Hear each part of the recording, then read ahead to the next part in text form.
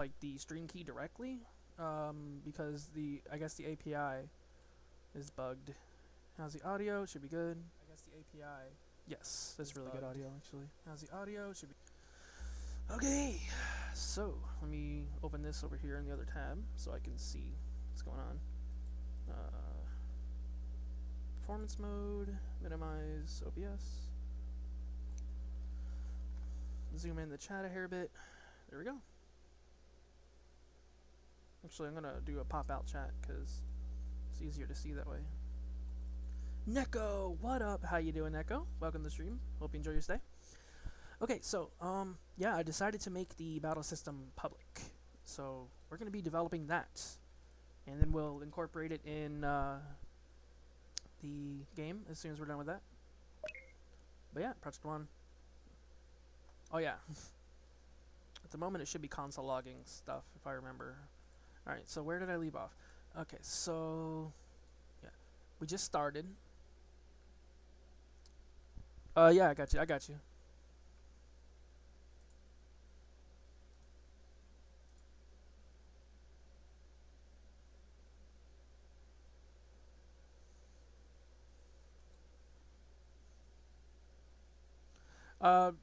YouTube is janking out. Dreamer. Yeah, it's just janking. Okay, testing.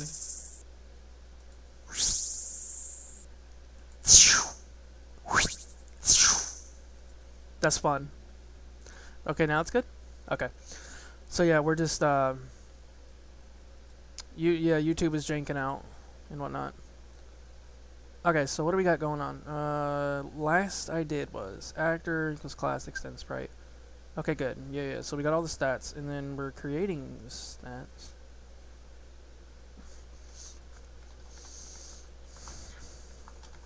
gbs.actor, and then it should be 0, and then let's do 1, and it should be oops.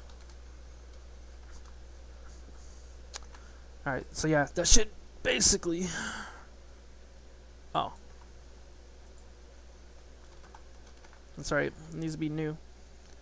Hey Jared, how you doing, man? And yeah, life's been okay. It's been pretty good. Also, J Red up in the house, homie G. What up? Alright, so yeah, we'll figure... Okay, I can read this. This is English to me, so... I think I commented a little bit. It's an actor class, so we got the type and the index. The type 0 would be a normal actor, type 1 would be an enemy actor. So when this is type 0, we do game actors _data index. We load the side view battler. Okay, that's all going to be working properly. Yeah, it needs to be game actors, right? Yeah, because we needed to base it on the party members, not not the index of the doohickey. Kinda. Let me show you. It's gonna be kinda like...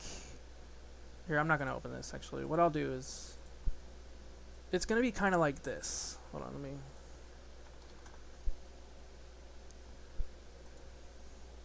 You bought your PC, Jared? Nice. What's its specs, dude? Okay, this is... What is it?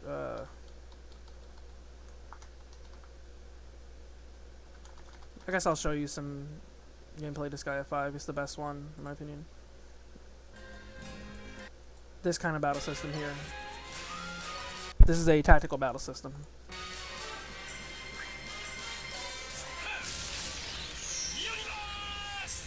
Over the top, awesome effects. But yeah, it's the Final Fantasy Tactics / Disgaea style.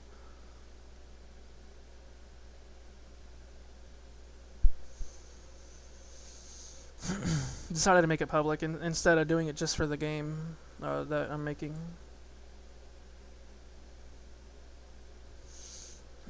So yeah, all this stuff's working. So we have the setup. That's initializing properly. Now for the enemy actor.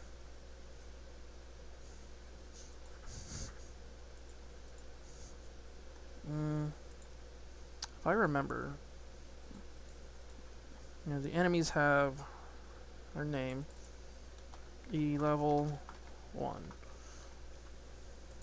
We're gonna be able to define enemy levels this way. Matter of fact, what I'll do is 5, 10. You know what? No. What we'll probably end up doing is basing it on. Yeah. No. What we'll do is we'll base the level on the initialize thing that you have, like level range. Okay. Yeah. We'll do that. We don't need no E levels and none of that stuff. So I will be talking a little bit quiet, and yeah, there's a reason for that. But okay, so let's try to. So this actor, Ryzen 7 3700X 2060 Super, nice man, dude. That's awesome. That's really cool. Gonna be a snazzy battle system. Okay. You bought a nuke. 16 gigs of DDR4, nice.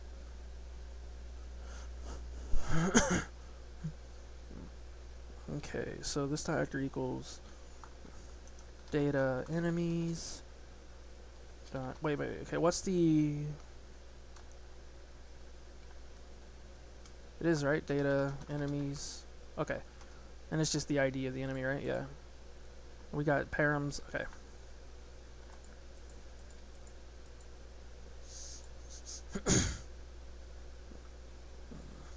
Let's do index. This dot bitmap equals this dot actor dot. Oops, hold on. Image manager dot load enemy. This dot actor dot. What was the battle name now? It was battler name. Well, not underscore on this on the enemy one. Regular actor was an underscore, but this one is not.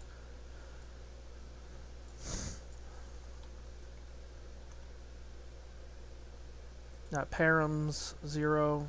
This is HP.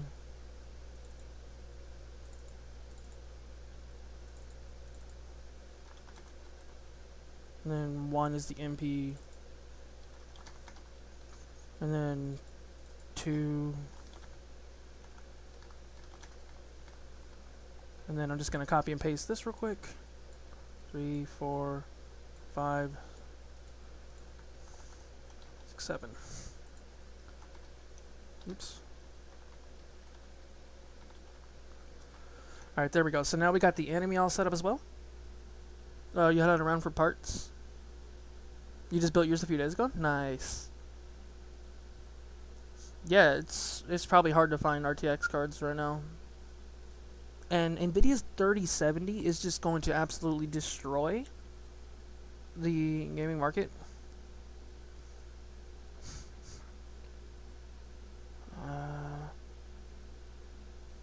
Getting ready to spend some money. I'm gonna be a month before it's ready for me though. Oh, I got you. Oh, that sucks, man. Sorry to hear that, dude.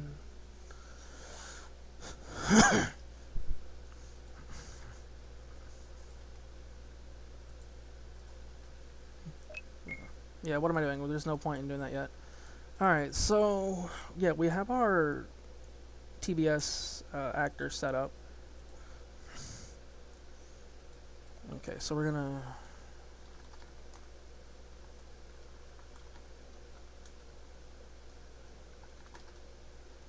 property function setup at param type 0 equals actor, 1 equals enemy. At param index and ID of the database entry. Param stats. Oops.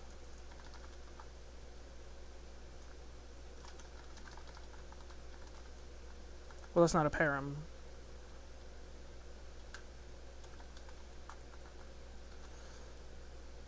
This should show up now. Yep, there we go. So we have all of our info that we need. Sets up the actor. Let's see if that updates here. It should. No, it doesn't. Okay. So, just gonna comment that real quick.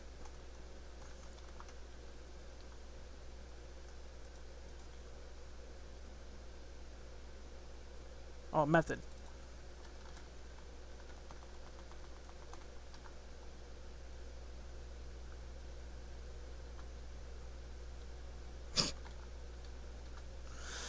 Okay, now we can continue to go on. So let me fix out my... Alright. Now, what else do we need? We got... so that all the graphics and everything should load, and the stats should load.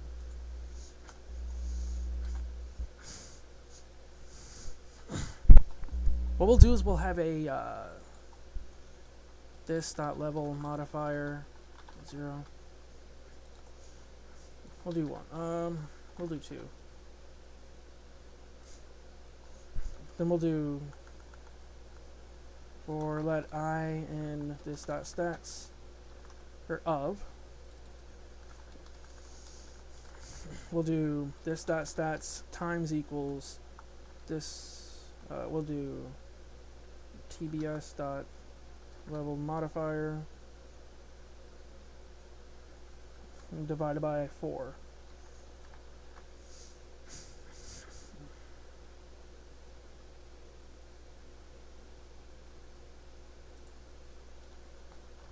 One plus.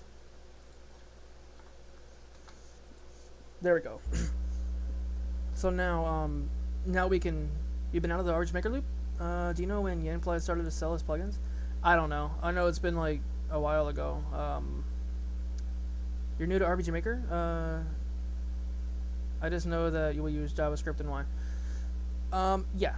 Basically, JavaScript is the core language for RPG making. So with JavaScript, you can do stuff like this. Let me show you. And this is basically what we're going to be doing. I'm just cleaning up the code a lot. With JavaScript, you can do everything that you see here. You can do color limitations, every dang thing. Well, that's technically GLSL, but yeah, we're making a tactical battle system that's like this right here, but I'm going to be making it public instead of just designing it for my game. So yeah, it's going to be pretty cool.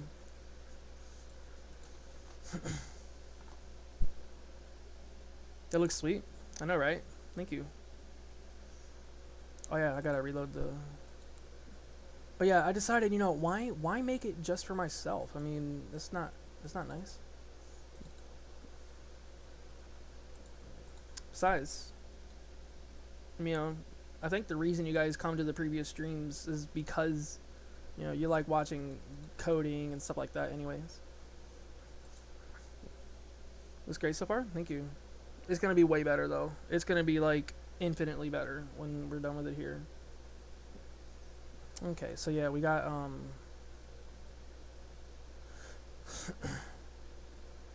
oh. So that should work now. It should work just fine. And our level modifier, the enemy should start at level 2. This dot level stats dot level equals tbs dot level modifier. No, we don't need that. The value's already there. We don't need. We could do this. No. Yeah, we're not gonna do that. All right.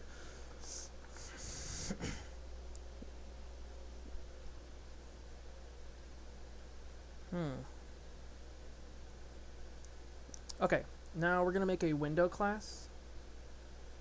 So we're gonna hide off of this thing. So we have all the actor data that we need. Before windows, I think we should just do the grid. Map grid equals new class extends sprite constructor super new bitmap game map dot what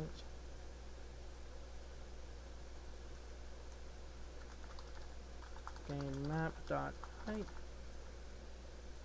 Just let me verify that it's that. Heck nabbit, that's not what I wanted to open.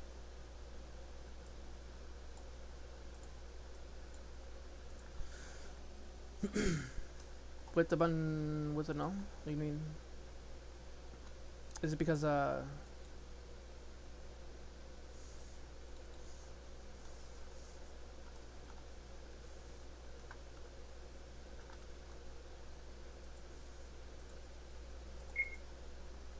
I think that is it though.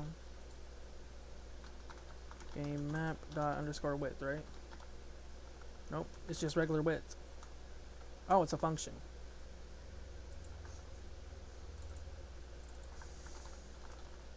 You dagnabbit. Height.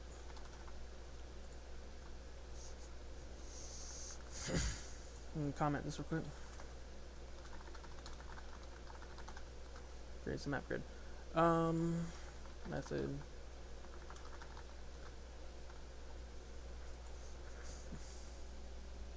Okay, so ever heard of a dank banana? That's what my brain is right now. For I equals 0, I is less than game map dot width I plus plus.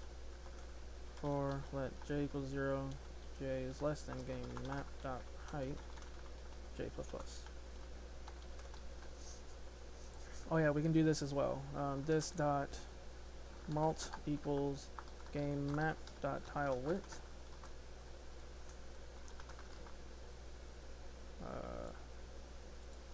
We'll just do it like this. We'll just do an array. We don't need to do anything fancy.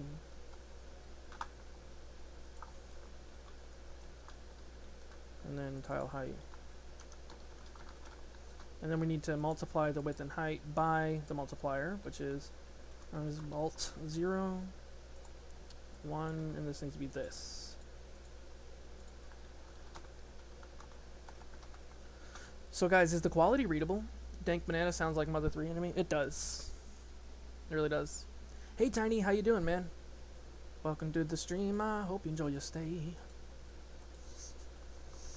So what we'll do is we'll do this dot bitmap dot fill rectum. What? No, we'll do I times mult 0, j times mult 1. We'll do. You know what? We'll do this. 46. 46. 1 plus, and then we'll do.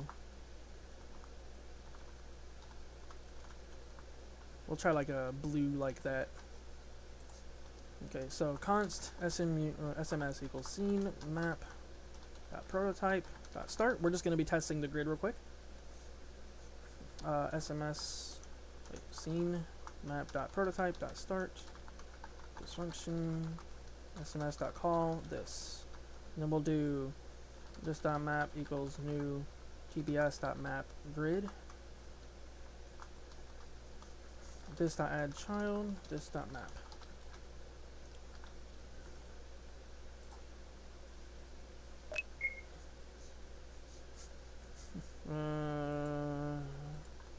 What? Wait, what? I didn't read that properly. If you make an error, you have no way of fixing it, and have a nice man. Make a system where you can choose the class of your party members. And it's such a long event, and it's gonna be a headache. Go JavaScript. Tiny, don't be afraid of JavaScript. Trust me, friend. Dude, just trust me on it, alright? You will not regret it. Alright, so we are on line, what, 74, right? This dot mult. Before, oh, okay. Okay, so what we'll do, we'll do this. We'll do it up here.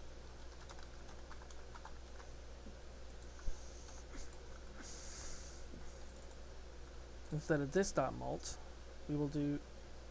Oh, plus I did that right there anyways. TBS.mult. And this needs to be TBS. We'll do this. Update tile multiplier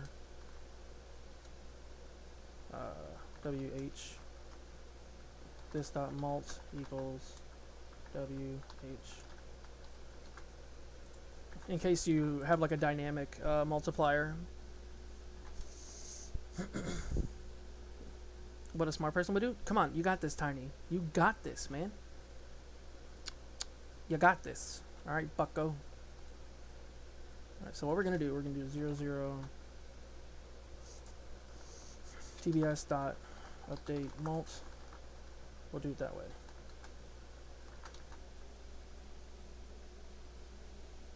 Hey, how's it going, Josh? Okay, there we go. It's working pretty well. However, because the yeah, that's fixable though. That's because like the map is actually smaller than. Anyways, Josh, which email did you send it to?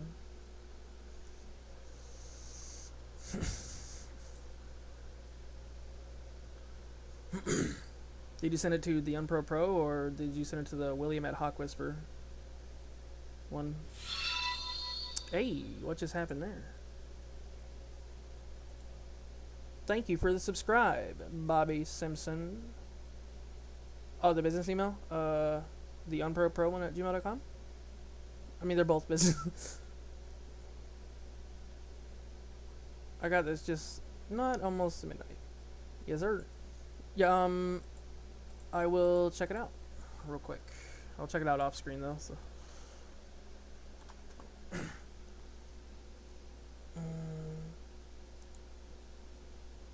I'm sitting on 7 weeks later. Students. Okay. I pitched a couple of people on. Yeah. We wanted to fund a project. I'm looking for someone to help me with game design. Sort of basic ideas. Source and material of the game. Want to chat with you? Okay. Yeah, we can do that sometime. We can chat about it sometime. I'm just gonna send you a quick reply. That way I don't forget to. Yeah, that way it'll be in my sent, and I don't have to forget that it exists. Yeah, I just sent you a quick reply, Josh. But yeah, man, reply to me with whenever you think you'd wanna talk and whatnot. You try making an RPG horror game about a toilet following you. Game literally crashed when it booked. That sucks. I'm sorry about that, Neko. And you're welcome, Josh. Thank you. But yeah, I can code for you if that's what you're wondering. Pro programmer here. I do charge $600 per minute for a consultation. I'm just playing. Good night, man. Oh, okay. Good night, JC. Thank you for joining. Thank you for watching. Anybody who charges that much gotta be in with Bill Gates. Today I will show you how to blow up your PC with a poopy game. Nice meme. I see what you did there. Because your game was about a toilet.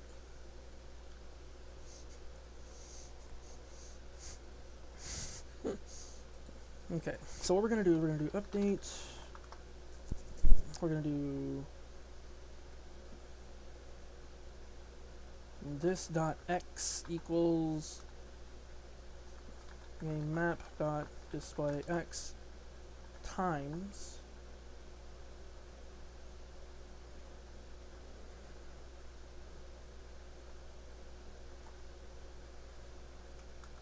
times tbs.mult 0.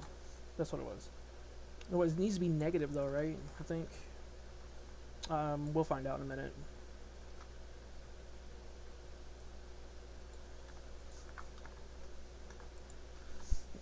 I don't think it matters though because we're not going to be moving the grid itself.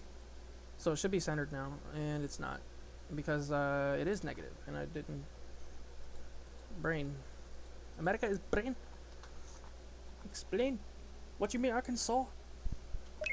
Maybe you're right. Becoming a professional coder would probably take less time than scrolling through this bit. It would. It would. And not only that tiny, but you will be granted such enormous opportunity, man. You have no idea. Like, the level of... Oh, oops. This needs to be Y. The improvements that you can make. Have you ever tried to make an RPG horror game, Craig?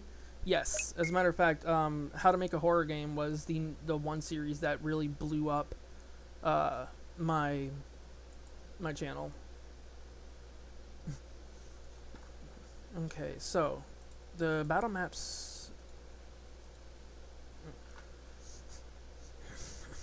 What we're gonna do is if game map.region ID ij is greater than 0, else what we'll do is make it like semi-see-through. So check this out. This should look really good now. There we go. Now we have our passable areas and our impassable areas. Impassable, as you can see, adds like a little dark shader thing. And what we need now is to change from... okay, what I'll do is I'll do this.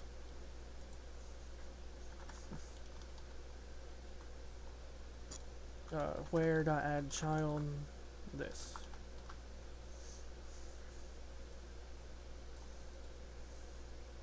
So instead of doing this, what we'll do is we'll do this dot tile map. Wait, sprite set dot tile map. So in theory, it should add it to the tile map now. And what we'll do is this dot z equals 2, 1. We'll do 1. So now it should appear behind the trees, the blue stuff, and underneath all the actors. And that was not. There we go. See, it's behind the trees now. Alright, so we have a working grid system that is efficient and not power hungry at all. Already. It's pretty good. Let's go ahead and add an enemy on the map so we can see how their movement is as well. So we're going to have Goblin, enemy 1. It doesn't have to have a sprite, but we're going to give it one anyways. He's a little woofy. Woofer.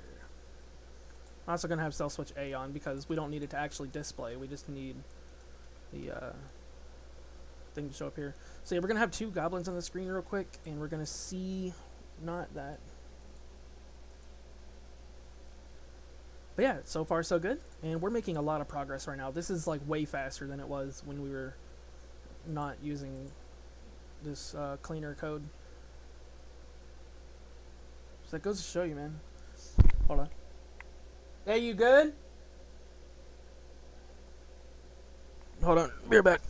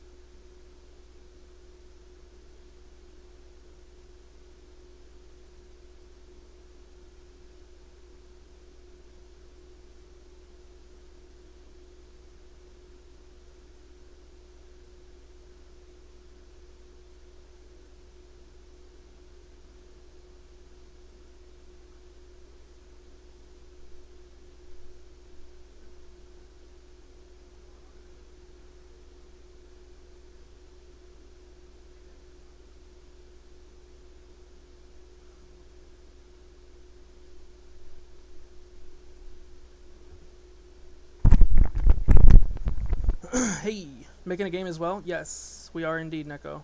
I'll show you the game we're making real quick. I thought you were here for this though. Project 2. I'll show you what we got so far for the game that we're making. Neko. Get a game reward for writing the most convoluted event of all time in RPG history. I think I already have you beat though, Tiny, and I'll show you.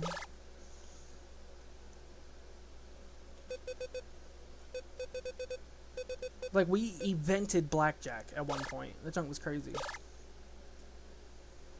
And I have the music muted, but I need to unmute it. Yeah, there's music, it just, I have it muted right now. Well, which one are you interested in? Is there another hiatus? Or the one I do care about making now? Yeah, see, that's the thing. If you're too tired of your project, then start a new one. If you're not tired of it, then try to finish it, because you'll be satisfied either way. But the more you hiatus yourself, the less happy you'll be. But yeah, Neko, we're making a oh, never mind, I'm sorry, you were talking to Tiny. I was confused, my bad. Yeah, Tiny's making a pretty cool project, actually. He showed me it, like, during one of his streams on Twitch. It looks really good so far. Like, $20 says his game can go quite a long way.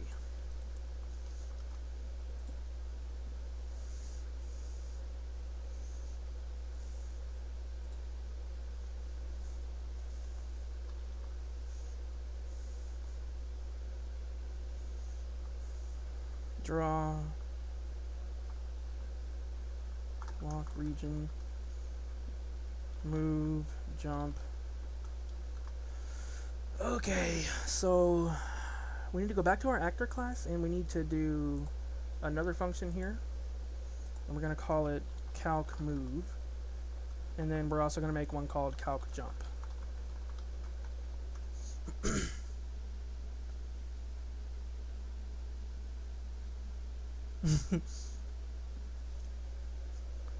So the calc move is going to be based on, so this dot agility times 300, no, divided by 300. Okay, yeah. What was our previous method?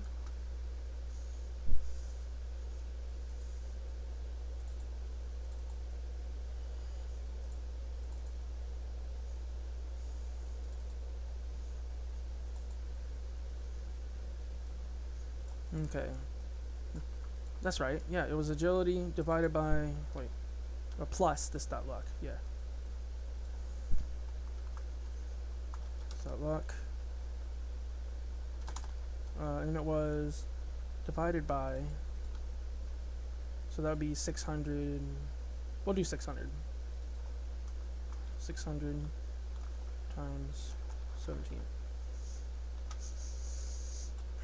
And then the jump was power based.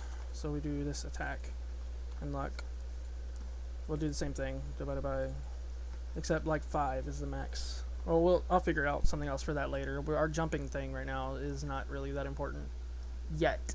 It will be though. Heading out for the night? Okay. Good night, Josh. Take it easy, man.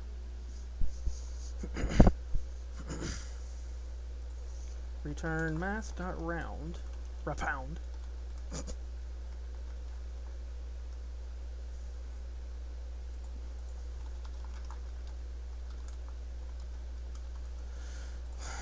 Alright, so now I just want to do a quick test.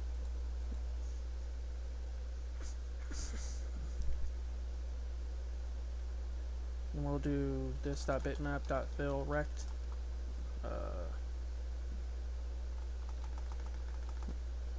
XY.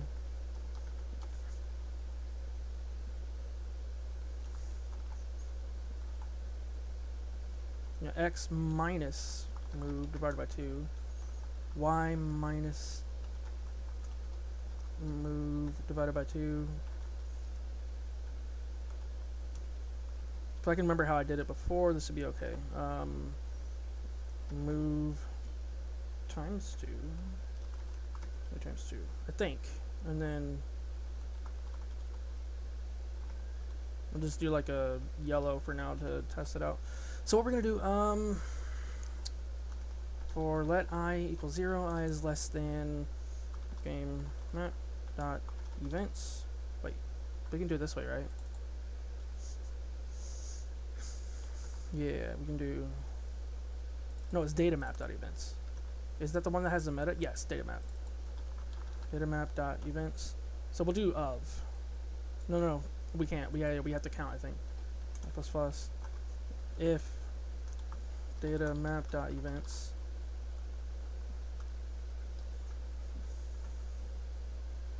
I, because 0 is technically a null event, and like any deleted events will also return as a null. So we need to check and see if it's not equal to null first. And then we'll if data map dot events I dot meta dot enemy. We'll do this. We'll do this dot enemies, like enemy actors equals array. This dot player actors equals array. This dot enemy actors dot push. New tbs dot actor. 1, and the index will be the number form of this.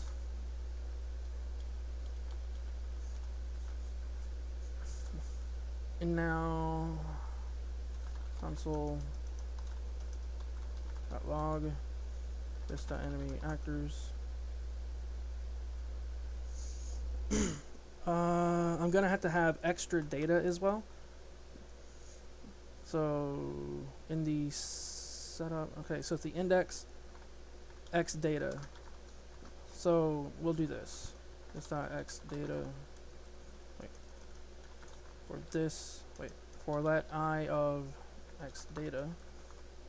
This I equals x data I. In.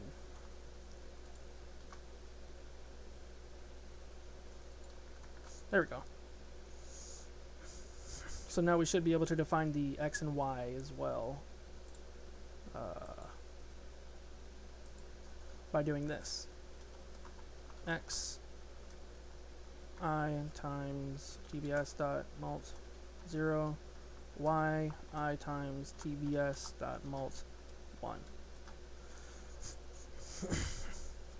Now in theory we should have two goblin actors. They're not going to be showing up quite yet, but they will not exist. Okay.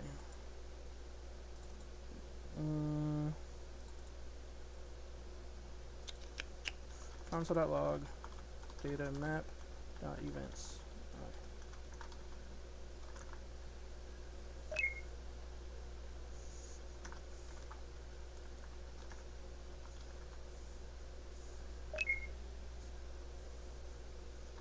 Okay, why is that not oh no.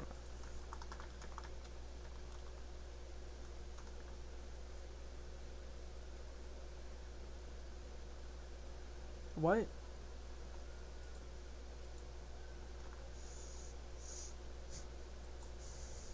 What? Hold on now. What? What is happening with that? Why is that not?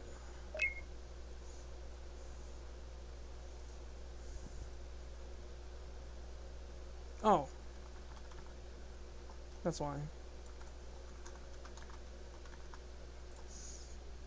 I wrestled my own jimmies.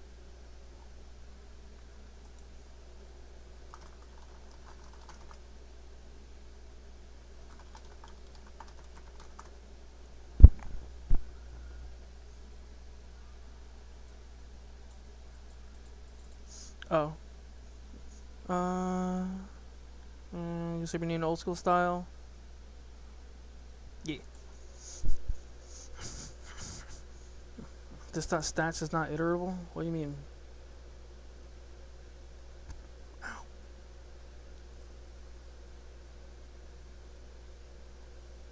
What? What are you talking about? This stats is not iterable.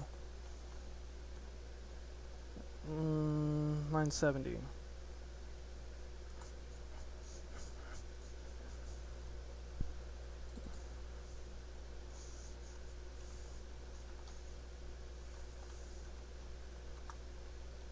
We gotta do it this way. This stats. The guess. I times equals. If not, we're gonna have to do it like a little bit differently. Okay, there we go. Alright, nice. Now we have all of our we have our two actors here. Excellent. And we hey, thank you. Thank you for subscribing, Joel. Joel Michael, I appreciate that. Again though, sorry if I'm a little bit quiet. There's a lot going on at the moment actually. But yeah, thank you. Thank you for subscribing. I appreciate that. Wait, are you the Joel from Vine Sauce? If so, bucko swag. Alright, let's so here's our actors. And X and Y should be defined, but it's not. Okay. That's alright. That's alright. We'll do it this way. Instead of X data, we'll do XY.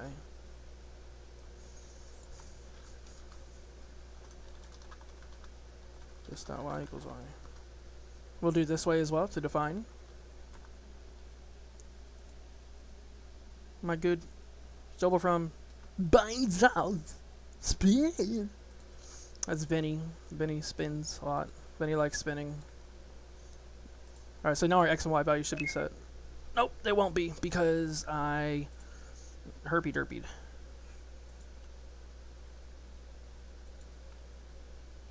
There we go. What the heifer? Okay, hold on. There we go. Mooskles. Your mom's a mooskle. Got him. Alright, so here we are. Now the X and Y values should be set properly. Why are they not set? What? What? What? What? What? What? Fine. Fine. Fine. Fine. Fine. Fine. Fine. Fine. Fine. Fine. Fine. Fine. Fine. Fine. Fine. We'll do it this way.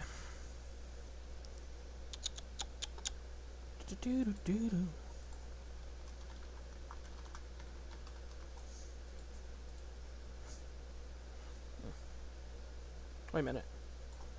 Yeah, we can just do it this way. Just enemy actors I minus 1 dot x equals I times GBS dot mult.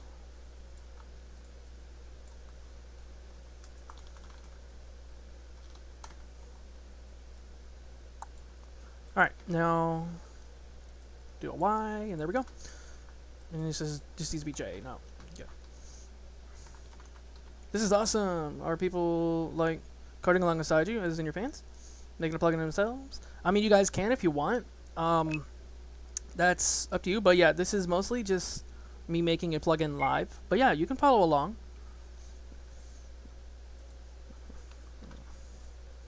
Oh, this yeah, it's not -1. It's this.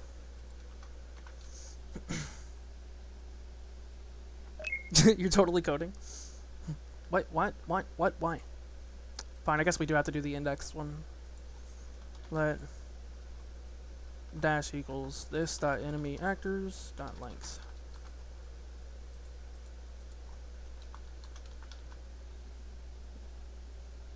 You just started coding bootcamp? Nice. Nice. J is not defined? What do you mean? Oh, I'm an idiot. That's why it wasn't working earlier. Dang it.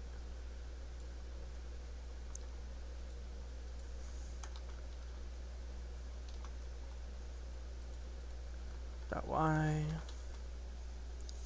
Look at that. So yeah, I guess what I'll do, guys, is go ahead and start the tutorial series if you want. The coding tutorial series, if you guys are down to follow along. And like, we'll show you how to make your own plugins and whatnot. Cool. Yeah, who's down for that? Tiny, because I know you want to start coding as well. That'd be awesome. Nice. How about you, Neko? You wanna go for it? It's not as scary as you might think. It's actually really fun. And there we go. Yeah, we got our proper X and Y now. Question is, like, what do we start with? Like, what do we make? I guess we'll make like a little quest system for our first tutorial. Yeah, you know what? Let me update the title here, and then that's what we'll do. We'll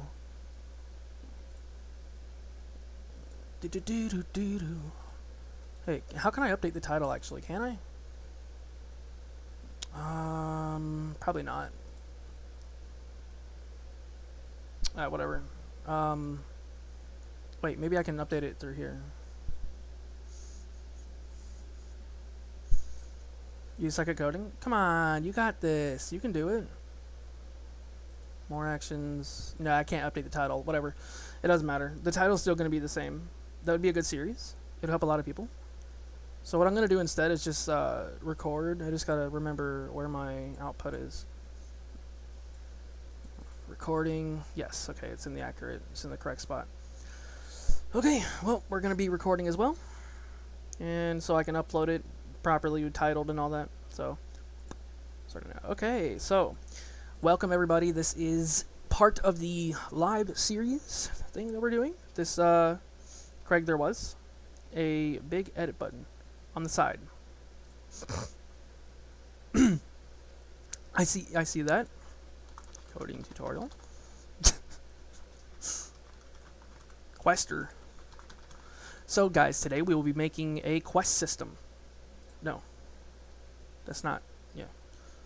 Okay, there we go. I knew that. Thank you, Neko. I seen that. I was just testing you. Testing your ability to attentive.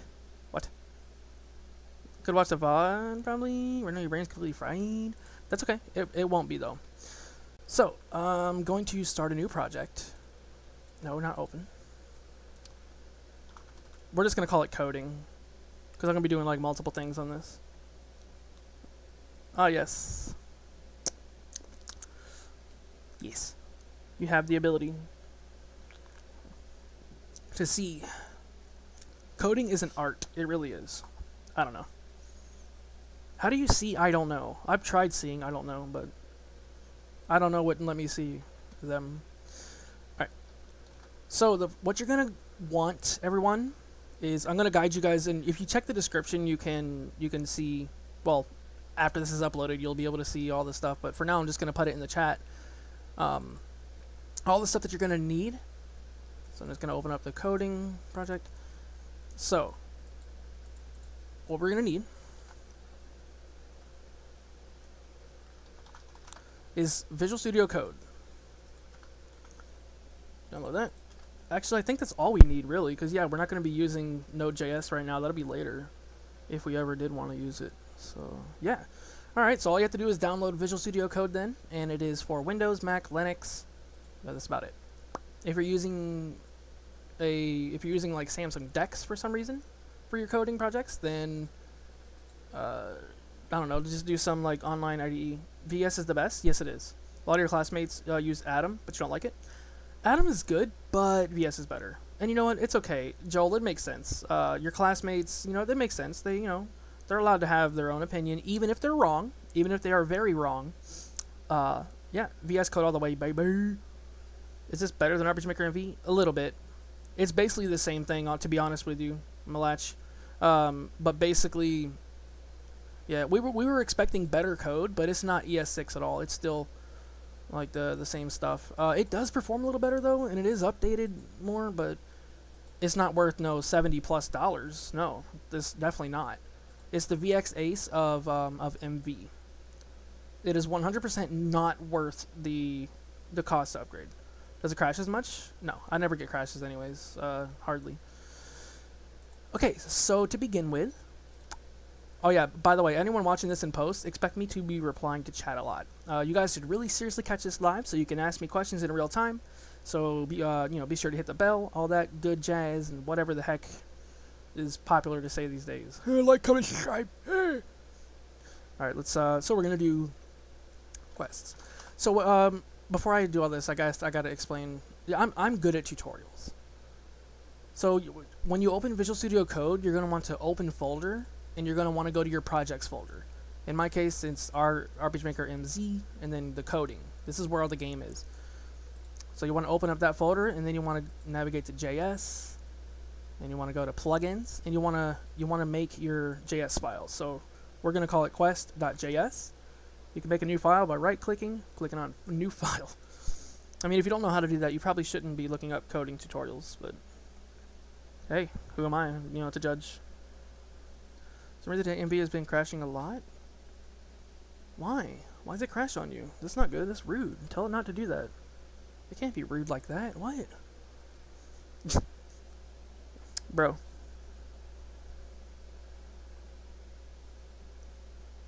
Sis.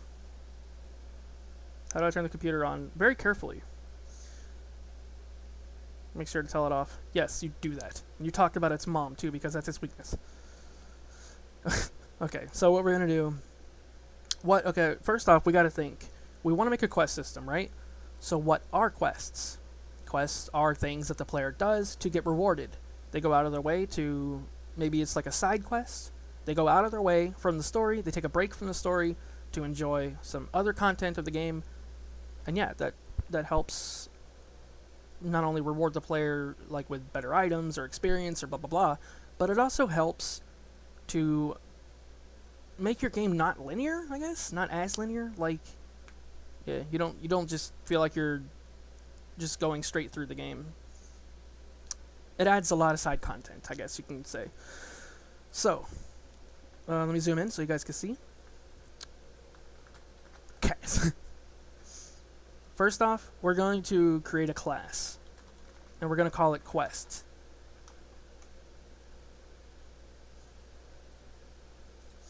Now, we're going to do constructor. Now, basically a class is, you can consider it an object that contains other objects, that contains values, and other functions and stuff like that. It's kind of like a glorified object.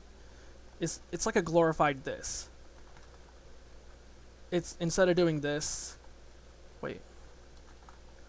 There's more to it than just that, but for now, all you need to know is a class is a sort of container. I'm not going to explain everything like in maximum detail because I'm only going to be showing you guys what you need to know, and the rest you can find out for yourself through exploring and coding and playing around with the code and yada yada. I'm not going to be like one of those YouTubers that tries to be like mad professional, like he's working for some college or something. No. Expect mistakes. There definitely will be mistakes.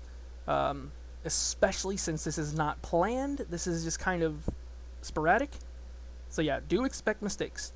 However, if this is being uploaded, then it works. So just bear with me. Bear through the mistakes. Trust me, you will make a ton yourself, but don't let that worry you. That is to be expected.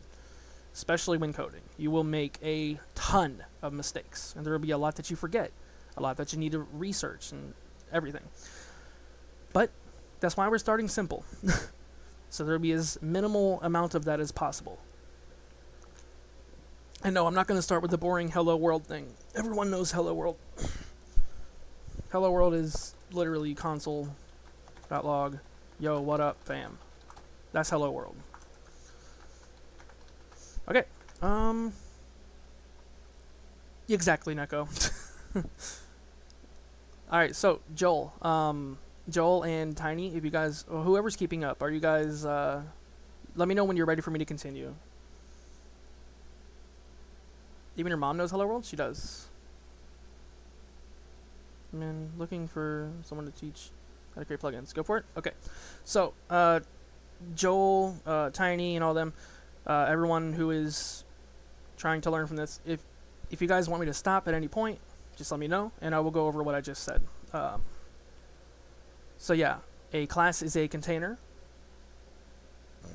Your mom knows Hello World? That's nice. I think Joel's doing that. I'll just watch for now. Okay, I got you, Tiny. That's cool. Alright, so I'll mostly be targeting Joel then at the moment. That sounded a little bit morbid, like targeting Joel. Like, what? Alright. Now, what do quests have? Quests have a description, a title, and rewards, right? For the most part. And a condition flag. But we're not going to be using condition flags. We're going to be using... well, yeah, you know what? No, we can. We can use condition flags. Because that'll allow us to... By hiring a hitman on Joel? Rip. Rip. Please. Alright, so what we're going to do, we'll start with basic stuff. This dot name. Those name. So in the constructor, we're going to have arguments. We're going to have name, description, rewards. And then we'll have the rewards last. We'll do flag and the rewards. Description, flag. I'll explain what I'm doing in just a second.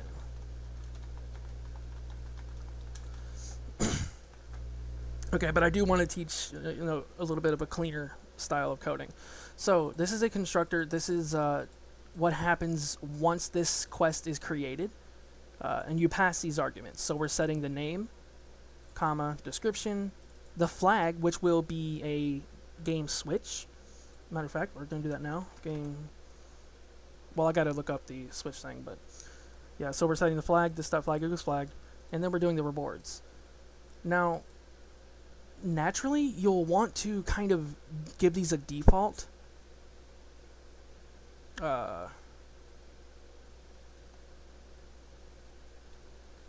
Let's just have a quest for the default. And you can actually set an equal sign in the argument flag to define a default. So you don't need to be like this dot name equals this dot name. You don't need to do if this if name is not equal to blah blah or whatever. You can already set a default by putting it in the argument. So if you don't define it, it's going to automatically be that value. So description equals dot dot flag equals 1, and then rewards equals array.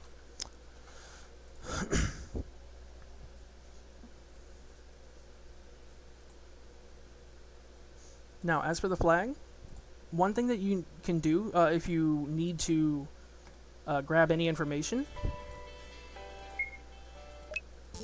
is this right here. You can do. You can open your console by pressing F12 or F8, and you can do game. Where is it? Switches dot underscore data, and then this is all the switches that you have defined at the moment. Now, right now we don't have any, but we need to copy this though, so we're going to do. Oops. Right here, this dot flag is equal to game switches dot data, and in between brackets, we're setting the array value. So right now it'll be 1, so it'll be switch 1. So the moment switch 1 gets turned on, in this case for the default, that's when the quest will be rewarded. It'll be sent to your inbox. I don't know what I'm saying. I'm tired. Okay. So yeah, now that we have the basic, you get it, Joel? Is there anything that you want me to explain real quick, or does it all make sense to you so far? This is great? Okay. Nice. You just learned classes yesterday? Oh, nice. Okay. So how much do you know about classes then? How much did they go over? So I don't need to like explain the basics, right?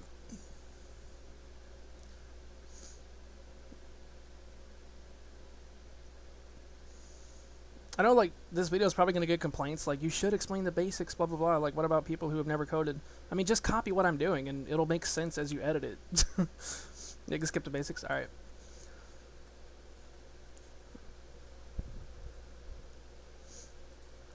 is that clean for me though?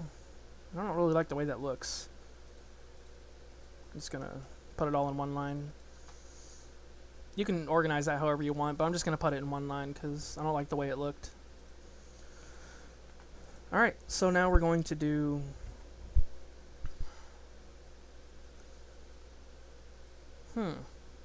what about quests that involve collecting? Okay, well right now we're just going to do a switch based, and then I'll show how to do the other kind later. I'm down to learn and relearn, so it's good. Nice, nice. Okay, no, that's gonna trigger me hard. Okay, what we'll do, we'll instead of flag, we'll do condition. I'll explain what I'm doing here after I'm done with it.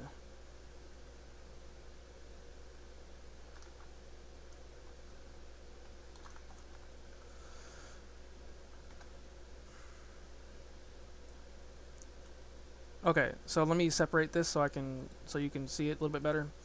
So instead of flag, we're going to be setting condition. And basically what this is going to be now, if the switch is on or if flag is 0, then we're going to set it to where it's nothing, but you can do game variable, a variable, and once that variable equals a certain amount, that's when we're going to complete the quest. So like if you have a collect the mushrooms quest, collect 5 mushrooms, we can link it to a game variable instead of a flag, and then yeah, once we get the max or however many mushrooms, yeah, it'll work. And by doing this, you also unlock the ability to check and see if you have items. So collect or like give somebody 3 potions and stuff like that. You'll be able to do all this by linking it to a variable and stuff like that. It's pretty cool. You'll see. So replace flag with condition. I am sorry about that. Again, this is definitely not planned, but I hope that's not too confusing.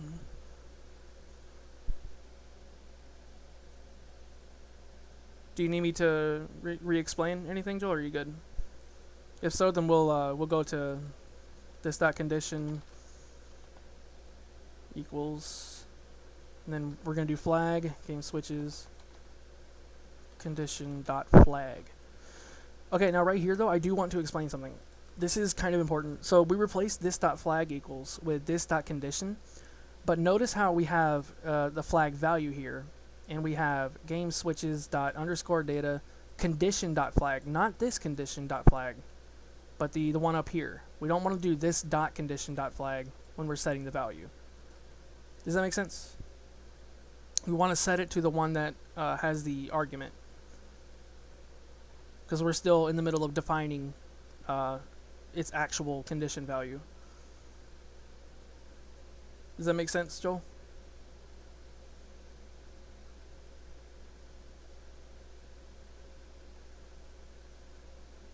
It makes sense? Okay, cool. You're still understanding the full concept, but yeah?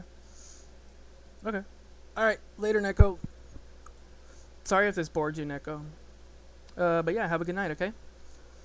And thank you for joining earlier and whatnot.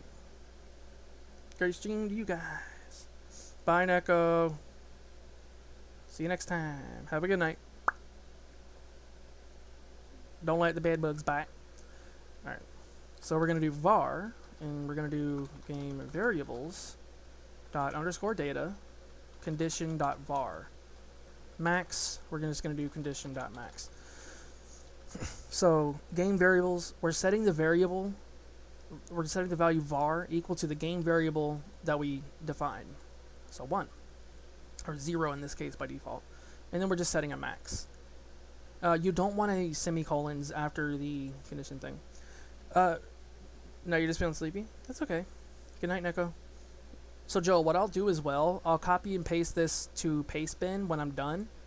So if you are having errors, you can compare it with your code and see like what's going on and everything. A good idea. Did they teach you about JSDoc at all, Joel? You're welcome. Yeah, did they teach you like JSDoc or anything? Not yet? Okay. So JSDoc is basically well, I mostly use it for just IntelliSense purposes, but you can compile JSDoc into an actual documented file. But for the most part, you see how we have all this stuff here? This is IntelliSense. IntelliSense basically tells you how a function works. So if I were to do this, const fs equals required. Don't do this. I'm just showing you an example. ms.write file. So the write file function, notice how all of this data is provided. It shows what it does and everything like that. It tells us all this info. That's basically what we're going to be using the JSDoc for. So to start a JSDoc section, you want to do /**. You'll do 2 of them. And if you're on code, it should automatically create the JSDoc thing for you. With every new line, you want to have another asterisk. So we're going to do @class. This is the name of the class, quest. And you see right here, we already have that section. And then we're going to do creates a quest. And you see now, whenever we hover over it, we got that right here. But now, we're going to need to pass our params. So param string, because name is a string, and then name. So that's our first argument. So now, whenever we go right here, you'll see right here, name is a string whenever we hover over the constructor. So we're going to do that for all of our values. So param string description, lowercase. Capital letters are critically important. Param, and this is an object, so we're going to do object condition. And now what we're going to do, param object, number, sorry. Condition dot flag. And then, yeah, so when we hover over condition, you'll see we have flag number, var number, max number. This is already kind of defined, but by doing it this way, it's just a little bit, it's cleaner to do this. Switch ID, you can give it a description as well. So condition object, description of the quest, name of the quest. So now you have all this stuff here, and then when we go to condition, you should see, why is it not there?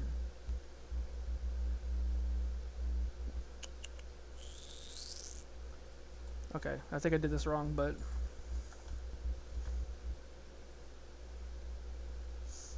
I forgot how to tie it to internal values, so I'm just going to ignore that for now. And we're going to do param array. What we're going to do, we're going to do any. We're going to do any, and then like that. Rewards.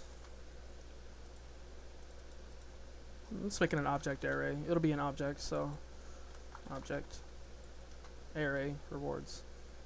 Oops, needs to be lowercase. It's for completing. So yeah, this is just information. It's not 100% needed, but it will help you remember everything. So like when we create a quest later, we're gonna do, like, let's say var sample quest equals new quest. As soon as we start doing that, you'll see all the stuff here. We got the name, description, and all that. And you can hover over it, and it'll tell you all about it. That's the point of JSDoc. That's what we're going to be using it for. Okay, so I'll let you catch up on that real quick, and let me know when you're ready. No, that's super helpful. Mine don't light up like yours. You're using VS Code, right?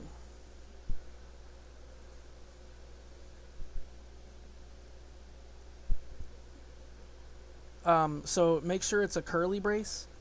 Make sure you're doing this. Make sure it's like that. Also, make sure that you start off with the /** and you end with this one right here. And with every new line, you want to put another asterisk. You have to have two asterisks at the top, so /2 asterisks. and then a new line, and then you have all your stuff here, and it should highlight.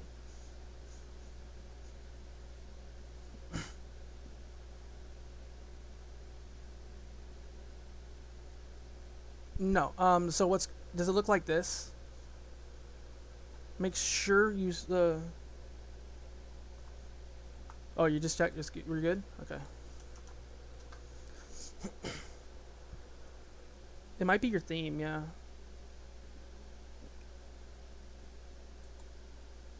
Okay, so let me know when you're ready for me to continue, and we will do so.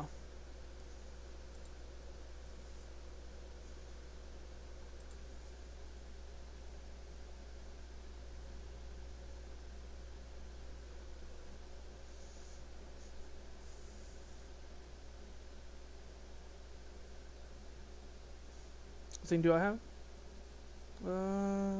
No, that's not too much to ask. Not at all, dude. Not at all. Okay, so the theme that I'm using... What theme am I using? Extensions. Wait, how do I check? Appearance. No. Editor layout, no. You know I have no earthly idea.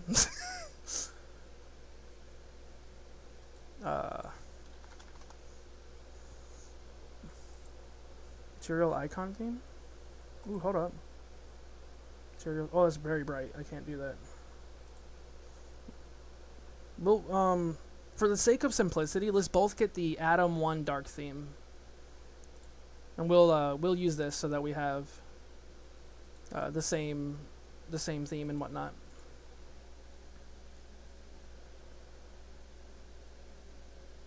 So yeah, let's check out the Atom dark one, or Atom 1 dark rather. Plus, I mean, Atom's got some pretty nice colors, I think. Holy crap. Nice. So does it look like mine now?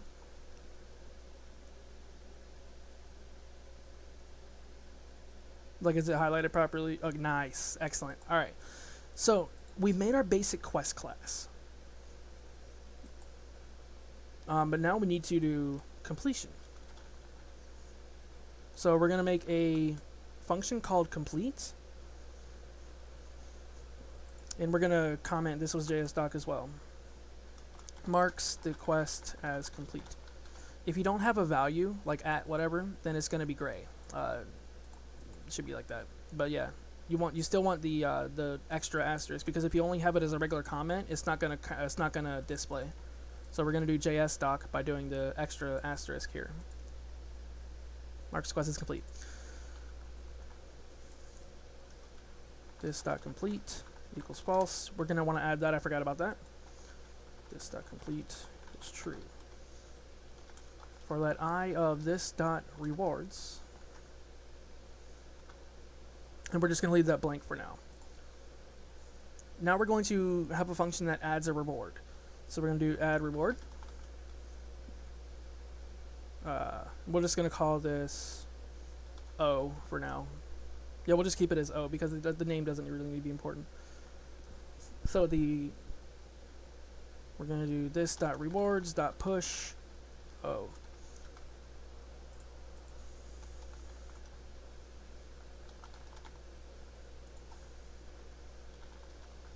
Also, you can do method if you want. If you just want to stylize it a little bit more. You don't need to type at method though, but it does look nice if you wanted to do that.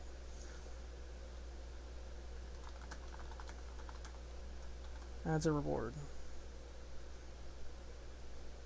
Yeah. So by default, these functions that are inside the class are called methods. So if you want, like I said, it's not needed, but you can. I mean, it is needed if you're gonna compile it, I think. It depends on the compiler, I guess, but we're not going to be compiling JSDoc at all during this. This is just for our own helpful information. Alright, so I'll stop scrolling real quick so you can catch up and let me know when you have done so.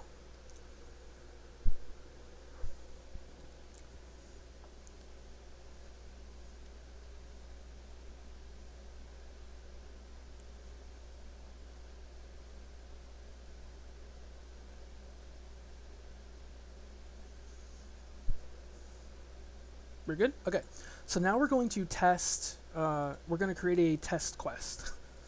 Sounds a little bit funny. So we're just going to start a new game real quick so we can make sure all the variables and switches are initialized. So go to the title, start a new game, press F12 to open this. We're going to do const, we're just going to call it Q equals new quest.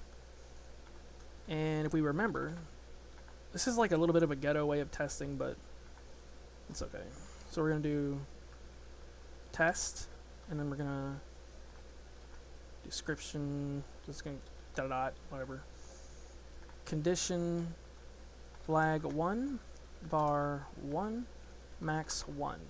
So I'm just going to do that real quick for the testing. Rewards.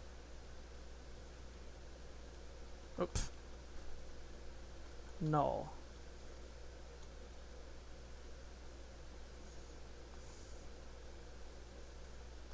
So I'm just going to copy and paste this so you can paste it in your console. Wait, quest is not defined. Oh, because I'm smart, we got to add our plugin first. So we're going to go to plugin manager and we're going to add the dang plugin. I'm a genius.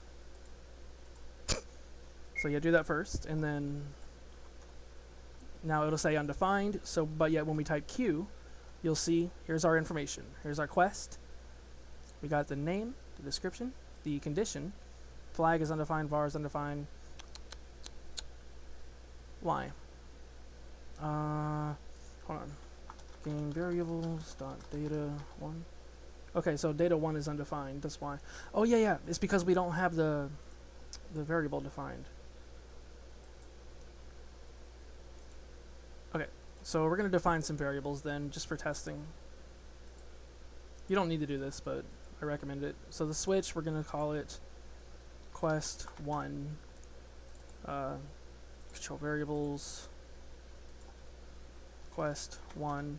So yeah, we created quest 1 on the switches and variables. You don't need to do anything with them, but they did need to be initialized.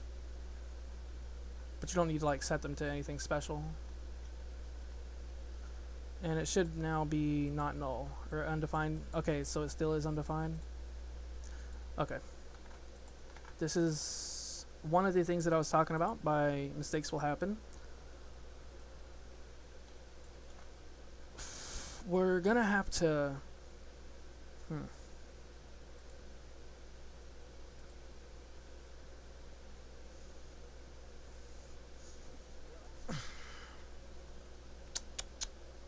how can we...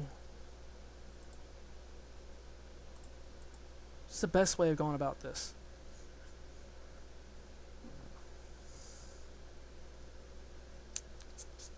Because right now the values are not getting defined. The switches and variables, they're not being defined, but that's okay. What we can do then is just set it to the flag and variable number and not use game switches or game variables yet, but instead use that to check after all this stuff's been defined. So we're going to get rid of the game switches and game variables thing for now. We will replace that in a little bit. We will place it somewhere else. But yeah, everything else worked as we've seen. We had all the values here, the rewards. But let's test and see if our add reward function works. We can do that by... Now you don't need to go to the title screen, I mean the map anymore. So right now our rewards are null. That needs to not be null. I did a oops again. Okay, let me get this figured out, then I'll explain after it's all figured out. That way I don't confuse you and like throw you all over the place.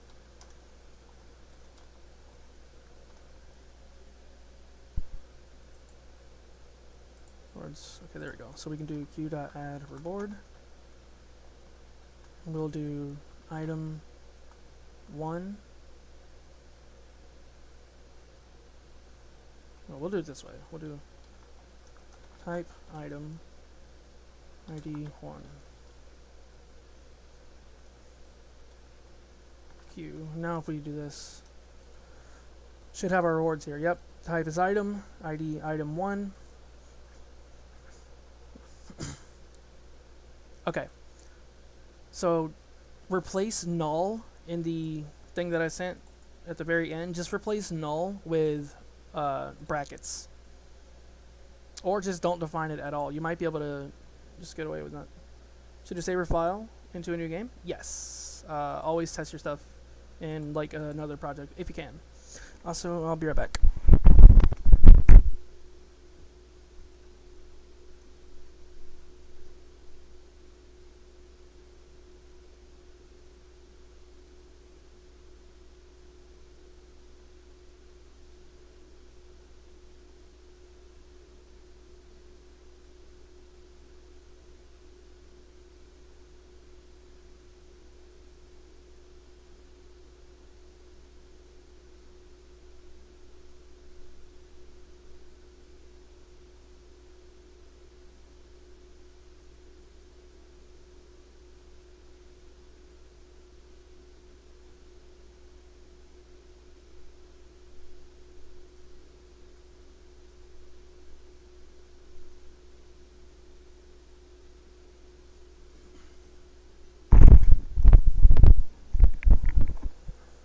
Alright, I'm back.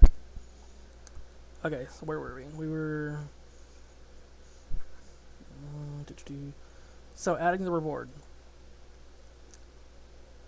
We're gonna get a little bit fancy with this. So let me figure this out and then I'll explain as I do it. Data items, right? Yeah.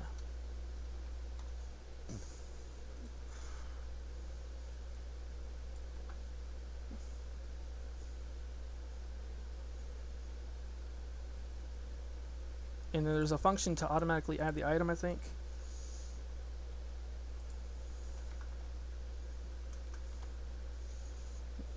Add item. No.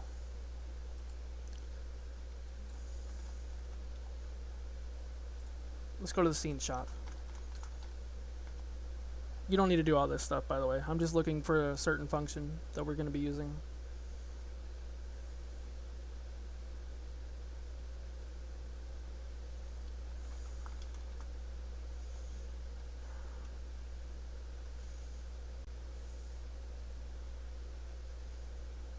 Here it is, gain item.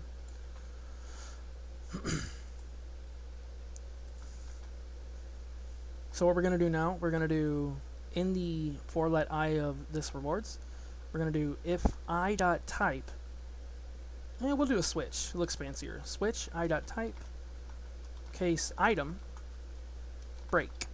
So did you learn about switches yet, Joel? Because if not, then I will explain a little bit about it.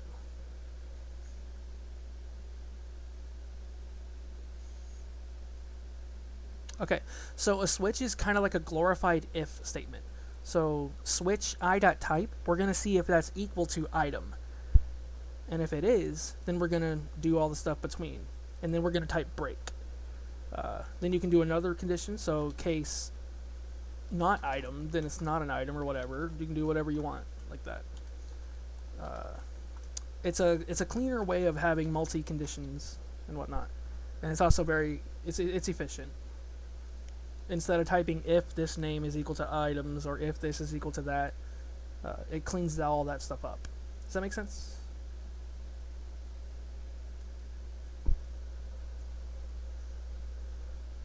Thanks for the tutorial. You're very welcome, Pietro. It is. It's a lot simpler than using a bunch of if statements. So what we're going to do, when we complete it, we're going to do, instead of this dot item, we're going to do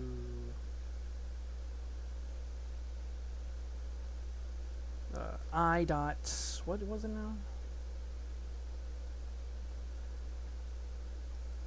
Index.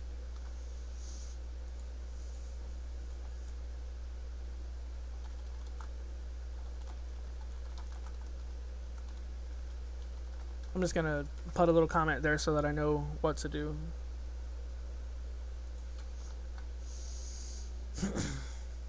So yeah, we're going to do I.index. So we're going to do $game.party.gainItem, I.index, and then the amount, we're going to do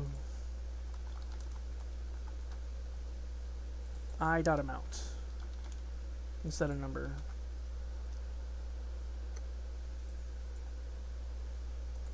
So let me know. Oh, you're gonna pour water? Yeah, go ahead. Nah, you're fine, dude. You can do whatever you need to do. So Pietro, do you need me to explain anything right now, or are you good? Are you all caught up as well?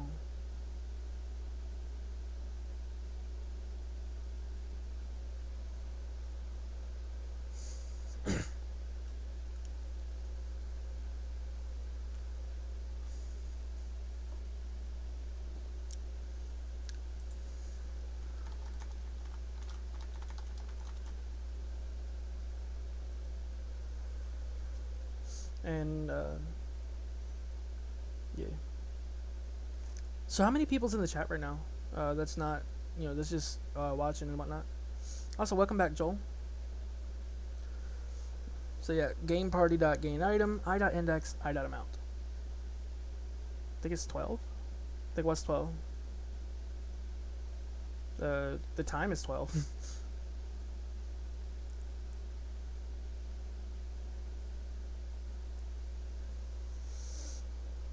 So yeah, if the reward is an item type, we're gonna gain an item. If it's an EXP reward, oh, you know what? Yeah, we could do it that way. If it's an EXP reward, then we're gonna, what is it now? Gain EXP, right? Well, we'll do gain gold as well. Yeah, not that though. Gold.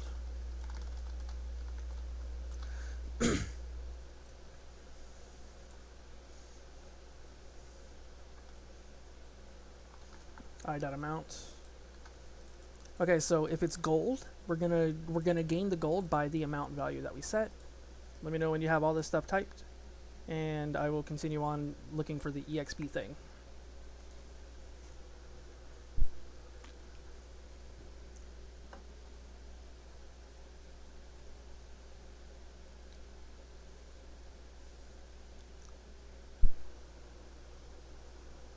In the meantime, I will drink some of my cool blue Gatorade.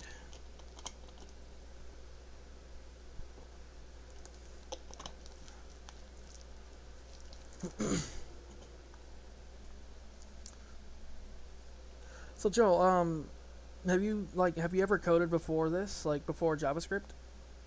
Oh, you got it? Okay. While I'm looking for this, we'll talk about that.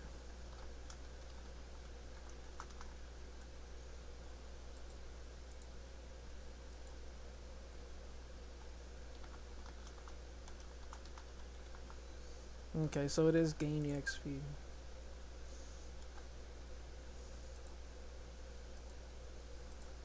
Alright, so I need to do new game real quick. I need to test something. You done some HTML and CSS? JavaScript pulled you in because Origin Maker? Yes. Excellent. JavaScript's really powerful, by the way. Have you heard of Node.js? You can literally do anything with that. And then COVID hit and you lost your job. Yeah, dude, I lost mine as well thanks to code, but I can get it back though, but I don't know. No, it's okay. It's okay.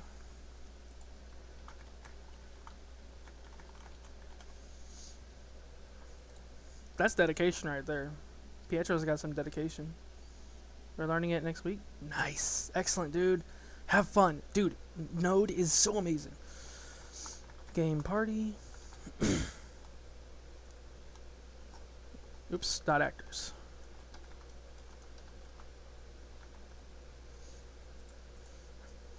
Wait, what? Okay, hold on. It is data actors. Let's do one, right?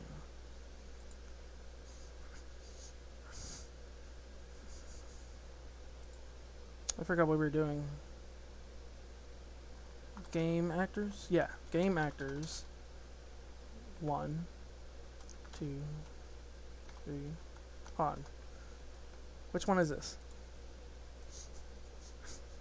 Oh yeah, there we go. Yeah, game actors. So what we're gonna do is for let j, because we already have an I. You can do another I, but I don't recommend it. Of game actors. Also, don't copy what I'm doing yet. I'll tell you when it's safe to copy because I have to experiment.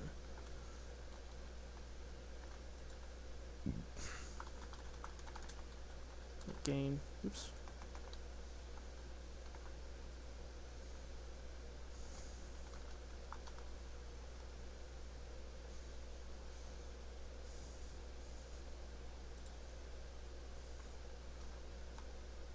There it is. Alright, so it's the gain exp I dot amount. Okay, this should work, but bear with me. We may come back to this. Oh, dude, React is pretty cool. I've always done my own thing, but React is very good to know if you're looking for a job in that sort of range, because a lot of businesses will require you to know React, but honestly, I feel like it's a little bit dangerous. Like, not React, but I mean in general, it's like a little bit dangerous to fly into what's trending, because the more something's trending, like the more exploits there are for it. But that's not an issue with React. React's really good. I'm just saying, like, in general, I've noticed like a trend. A lot of businesses using SQL. SQL is good, but it is risky if it's not handled properly. Yeah, well, that's another subject though. So what we're doing here, we're iterating through all of the entire party, and we're giving them experience points based on the amount. Once you complete. Wait, what? What do you mean doesn't even answer? I don't think your messages showed up, Walker. Yeah, your messages are not showing up. Rip, rip, rip.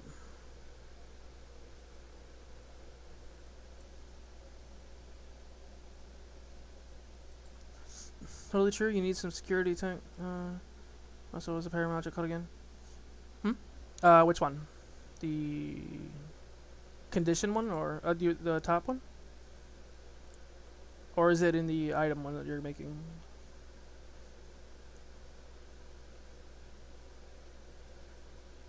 Yeah, I'll copy and paste the... You're okay. JSX? What about JSX? I'm confused. I'm so confuzzled. Oh, JSDoc. Yeah. I think you're talking about that, right?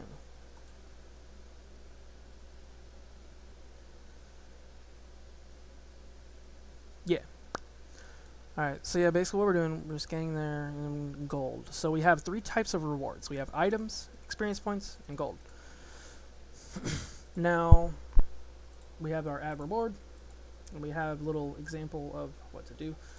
So now we're going to go over plugin parameters here, and the plugin settings in general.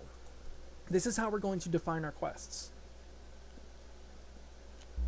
Or no, we'll do it through a plugin command. Yeah, we'll do a plugin command. Okay, so first thing you want to do, start a JSDoc like you did before, but this time, because RPG Maker is specific, we're going to start it like this. Start the top line like that, but otherwise do everything else in the JSDoc format. You'd like to have some advice? You wanted to start a Kickstarter for your game made in MV. Any tips by chance? Honestly, I really don't recommend a Kickstarter. A lot of people are definitely not going to pay money for an RPG Maker game unless it looks really, really good, for developing one anyways. Yes, that's correct, Pietro. I'll try to answer Pietro with text, that way he can translate it easier.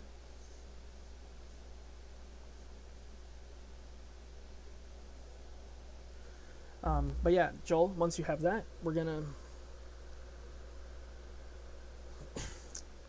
do @author, and that's going to be the author of the plugin, so I'm gonna put my name. You don't have the EXP? Oh, my bad. I'm sorry, I should have asked if you were done yet. So, yeah, we're gonna do for let J in game actors, $ game actors. This is an internal value for the ones RPG Maker uses. And we're gonna do game actors array J dot gain exp I dot amount. and that's going to gain experience points for completing the quest for the entire party. Thank you so much.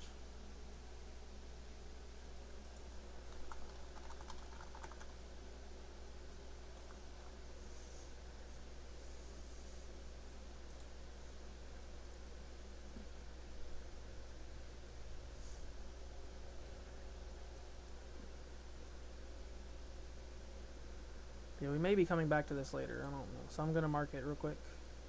Nah, never mind. That's a breakpoint. That's not even. Oh, I could have used it as a marker, but. All right. So at the top, let me know when you have this. You want to start the line with these right here. Hey, Walker. Italiano. Walker, are you gonna translate for me? That'd be awesome. That'd be super cool, dude. I don't know if you can, though.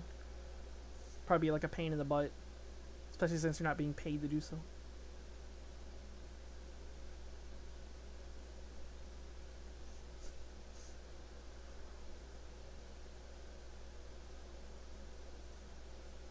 A person of Italian speaking.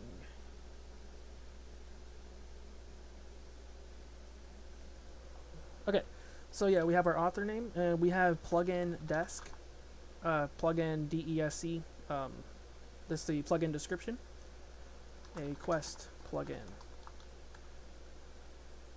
And then we also have our params. So we are going to create. You know, we're not going to go over params in this one because we're not going to need any. But I will send you a link if you do want to make a plugin with params, because you are most likely going to use them. So. Now we're going to be looking at MV param types because they're the same thing, and there's already a nice thread on params. The params, that's the same, yeah, it's the same concept. You just want to use, yeah, you want to use those if you're going to do any params. But we're going to skip them in this one. We're going to create a help section. This is the help section. There is a lines you can use, well, not lines, but before you need to create a new line. So how the plugin thing works, it does not word wrap, so you're going to have to do some custom word wrapping. So if we open this back up, there we go. As you can see, it kind of scrolls, and you don't want that. So I would say however many characters this is, yeah, just guesstimate it.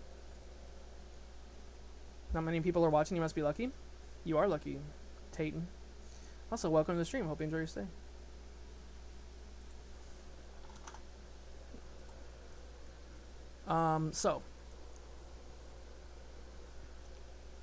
Tayton, we're like midway through though, so you might want to catch the video after it uploads, and whatnot. Hey Charizard, how you doing, dude? Long time no see, man. Non sono Italiano. Yeah, I don't speak Italian. Yo, mama's Italian. Got him. But that's not even an insult. Okay, but yeah, let me know if that makes sense to you, Joel. Because now, when we go back to it, yeah. Oh, and if you're making an MZ plugin, you'll see it says right here, may not support MZ. That's because we need another flag. I forgot about this. We're gonna do @target MZ, and by doing that, go back to it, click OK, and it should, yeah, there we go. Now it supports it. So yeah, if you're making it for MZ, we're gonna do @target MZ.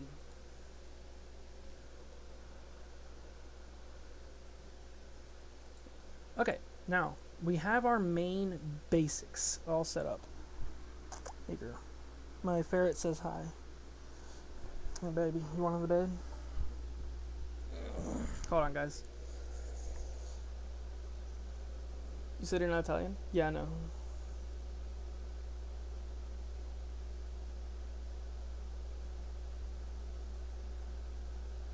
We can just do that with any MV plugin? Kinda, but the code won't necessarily work the same. MV is slightly different I mean, it's for the most part, it's the same enough to easily migrate. Is that for Unpro? This fucking can choose the rewards. Pretty much. Yeah, I'm giving my ferret some loves real quick. Just came to say hi. Baby. Want to say hi to YouTube? You want to co-commentate? Oh, goodness. You got a hairball? You got a hairball? There you go.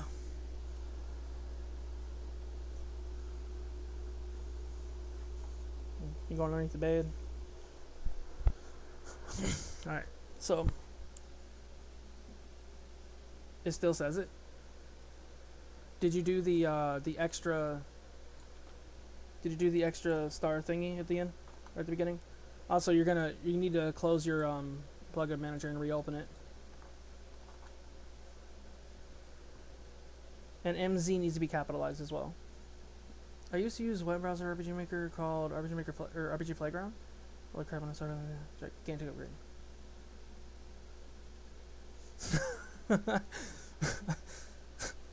But yeah, I know I've heard of that actually, Tayton. It's really cool. I haven't seen that in a while.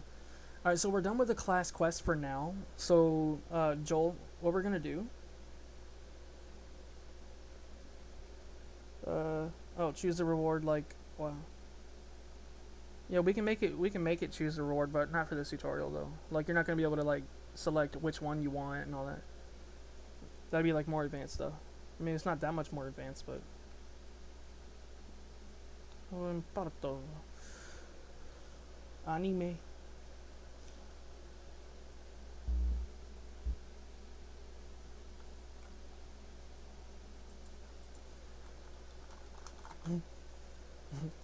Alright, so now we're going to create a window, Joel. So what we're going to do, class window, well, we're going to call it something else. We're going to call it window quest data.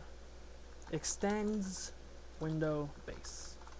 So when we use extends, it's basically copying all the values of window base. This is extremely important. We need this because the window base contains a bunch of functions and all that stuff, and it's a built-in class of RPG Maker, kind of a class. So yeah, we're gonna call it window quest data, and let me know when you have that.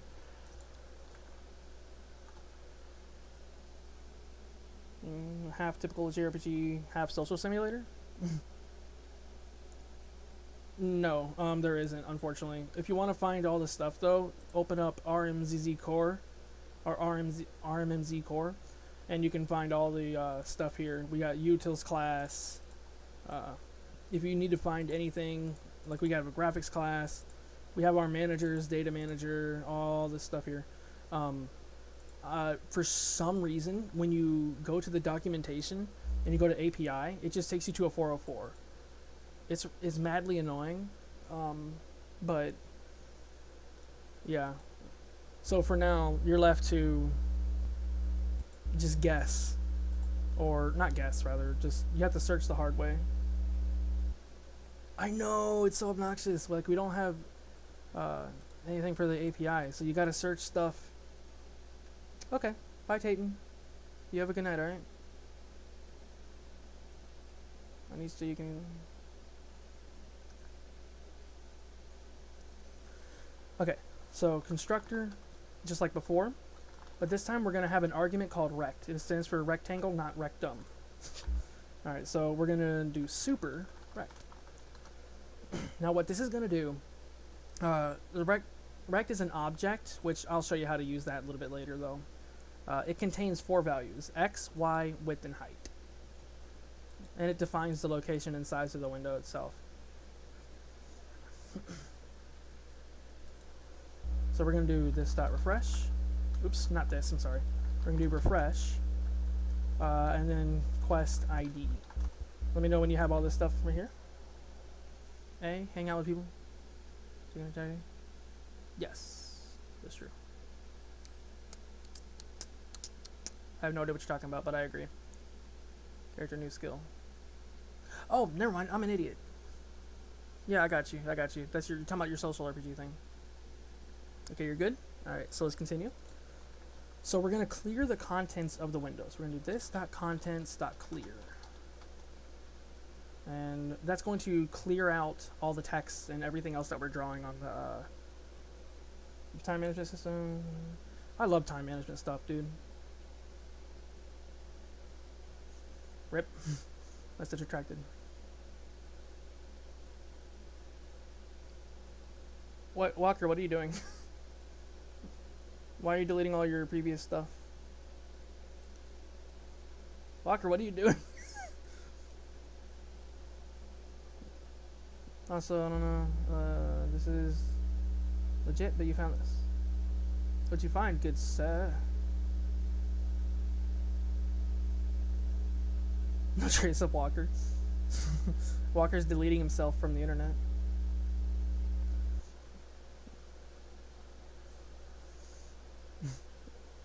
So we got to remember what our quest has. Our quests have which values? They have condition, description, name. So all we're really going to be doing is the description, name, and rewards. You have to go to sleep. Thank you. Thank you for saying it's a good stream. And Frank, I hope you have a good night. So Joel, what we're going to do, this.draw text ex, and that's going to allow us to draw text in a similar way like the text window does, only without the typewrite effect. So we're going to do, now we're not going to do single quotes or double quotes. Instead, we're going to use the tilde, which is the little squiggly thing next to 1.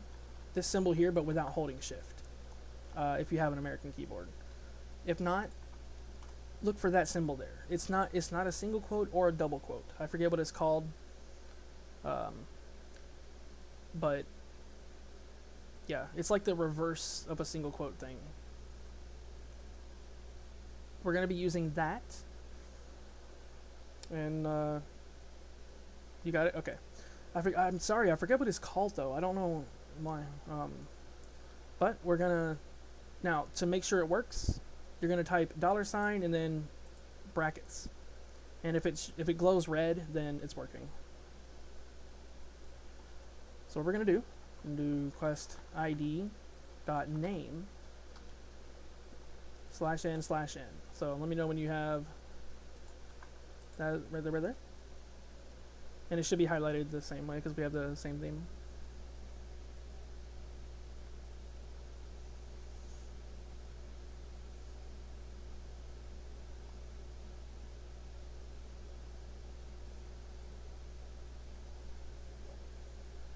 You got it? So the /n, that is a new line. That basically creates a new line. It moves a line down. That's one of the reasons we want to use draw text ex, because it supports /n instead of the standard draw text function. Alright, so now we're going to do $sign quest id dot description. And then we're going to put that at 0, 0 for the x and y.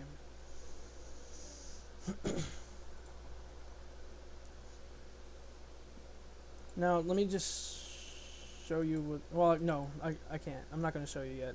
We'll finish something before we start testing it. Alright, so let me know when you have that. And for stylizing, we're going to do this dot bitmap dot fill rect, and then we're going to do 0 start line. I'll explain after I'm done writing it. This contents dot width 2.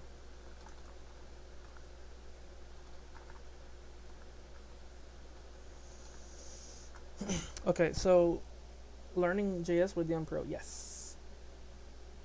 You got it, but that's the X and Y position. That's where you want to start that's where the text starts. And we want to start it at the very top left of the window. So that'd be coordinates 0, 0 for X and Y. Now what we're doing here, we're creating a little line, we're creating basically a horizontal rule. It's kind of like an HR, but yeah, for our window. And we're going to create it at X position 0, and the Y position is going to be 1 line high. So it's going to be right underneath the name. So that This is just for styling. You don't have to have it, but yeah, I like it a lot. And then we're going to do this.contents.width for the width, and we're only going to make it 2 pixels high. And this color here is basically black with some alpha channel, so 0, 0. Or this is, hex colors, right? It's the same thing, but you have 2 other values after the hex value, and that determines the transparency. So FF is completely transparent. Or no, 0, 0 is transparent, and FF is 255, which is, yeah. Yeah, sure, absolutely. I will paste the whole thing real quick. Black.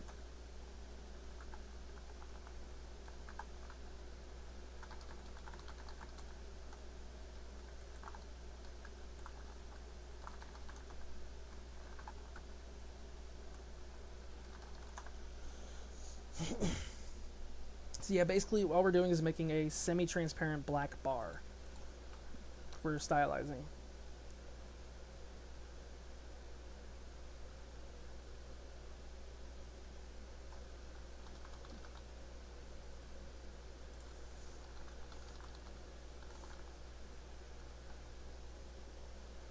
And we're going to do another one here.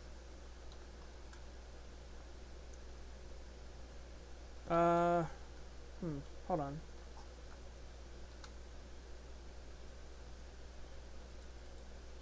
No, we're not going to do another one. Alright, so yeah, we have that. And now we're going to do /n actually, because I'm going to add to this one. I was thinking of how I can stylize it, but I think this right here will work just fine. So we're going to do 2 more. We're going to do 2 more line breaks. $, this dot get rewards, and then function, like we're going to call it as a function. So let me copy and paste this whole thing for you to make it a little bit easier in case the bitrate is going bad or whatever.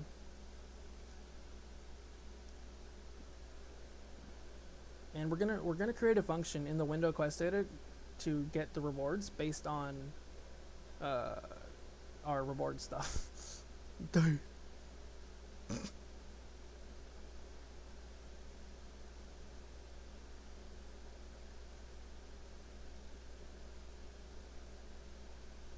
Okay. Now we're gonna do get rewards, and we're gonna do we can make it a const.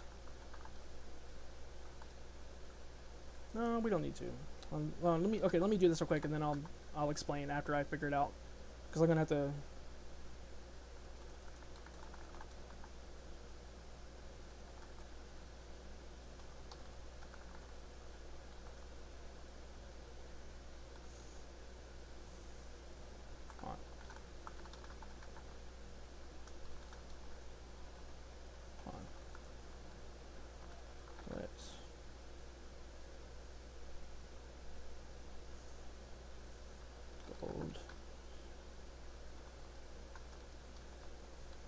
So yeah, for a moment you can relax if you want, do whatever you need to do, but until I can get this figured out, then I'll explain. Because again, I don't like throwing people all over the place and being like, do this. Oh wait a minute, we gotta do this instead. Alright, so yeah, we're gonna XP gold.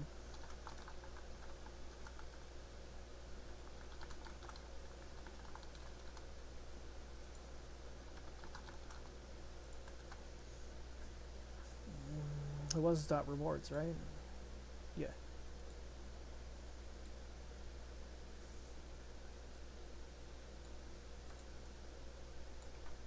Just gonna copy and paste that real quick.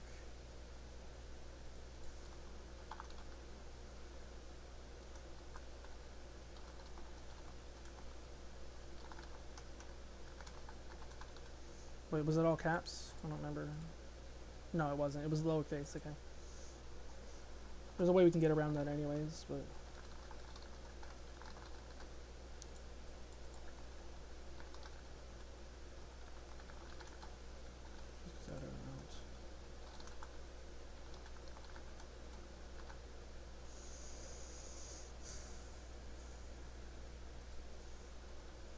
let items equals string. Okay, what I'll do, Joel, Also, while I'm going over this, I will paste this to a paste bin. That way you can... Actually, no, because that wouldn't benefit you that well. Yeah, I'll just go over it a little bit as we do this. So I need to do what? Data items 1. Okay. And what was our other values though? We had type index. Yes, what it was. Okay. Items plus equals data items I dot index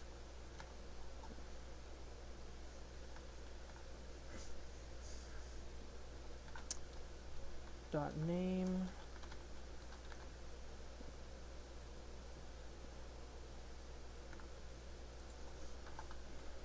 x I dot amount slash n.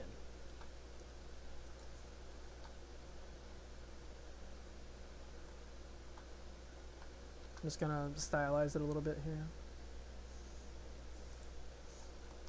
Return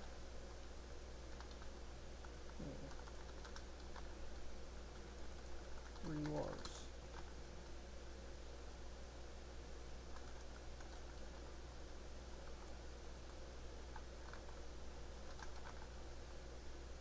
XP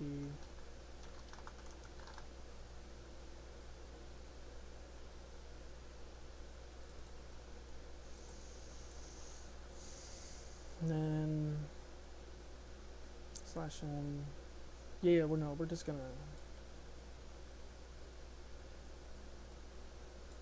Yeah, we'll do it this way.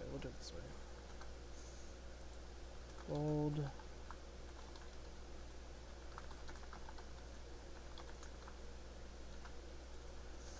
Okay, so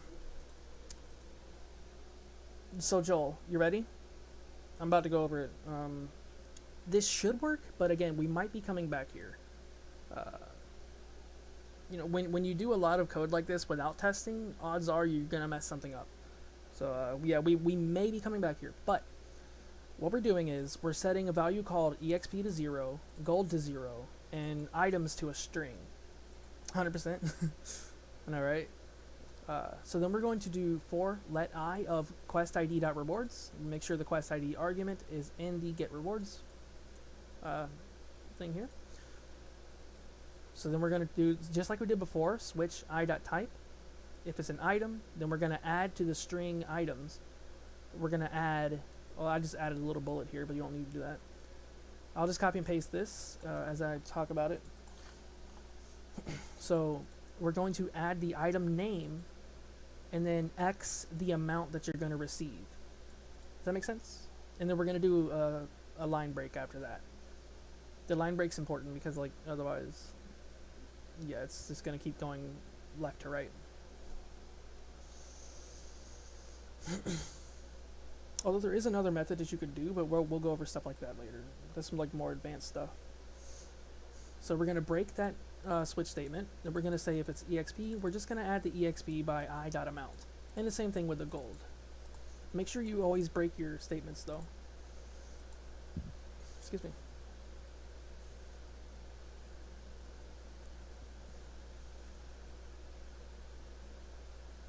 And then after that, after we close out our for loop, we're going to return, and we're going to use that little tilde thing again. We're going to return exp, and this is basically going to tell us all the rewards and whatnot that we're going to get.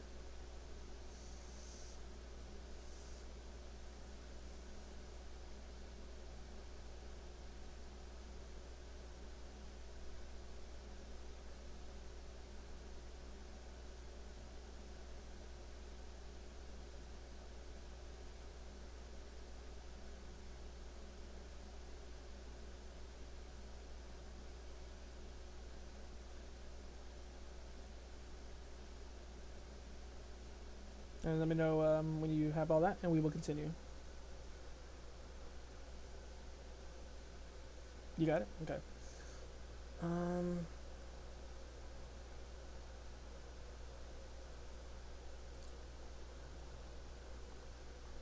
we're gonna do something a little interesting. We're gonna let me JSDoc this real quick. Object, method, get rewards.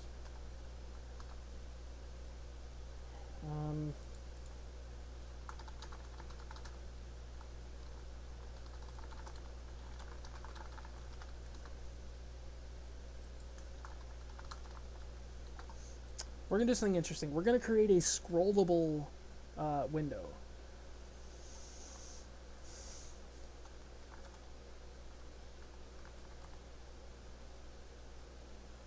Wait. So yeah, we're gonna do this.scrollY equals 0, and we're gonna do that inside of the constructor, right underneath super. So let me know when you have that as well, and then we will continue on.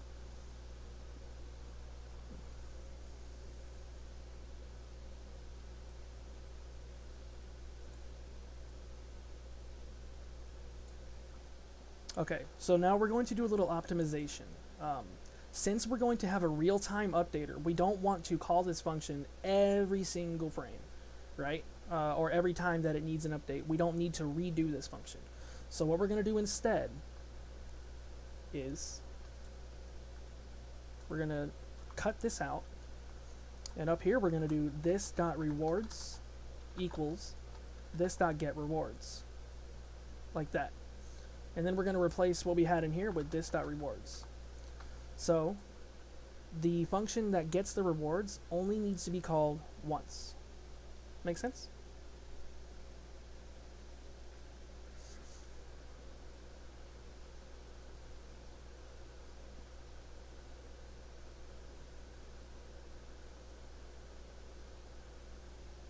Okay. Now we're going to make a function to refresh the rewards. This is so like when we're browsing through our quests, we can change the item and whatnot. So we're going to do this dot change. Whoops, sorry. Change reward quest ID. Also, I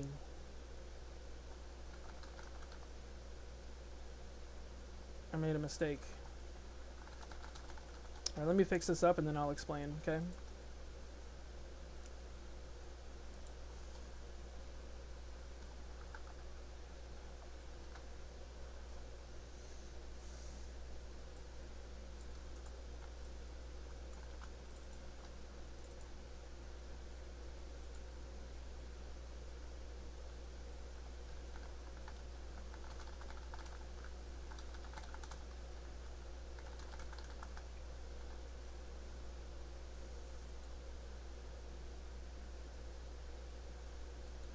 Wait a minute. No.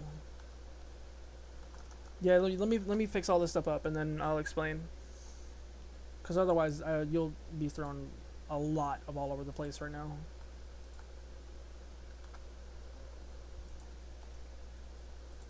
Okay, but what you can do though, we're gonna set this.quest ID to null, and then we're gonna call this set rewards instead of change. So set rewards quest ID equals, there we go. And we're gonna do this.rewards equals empty.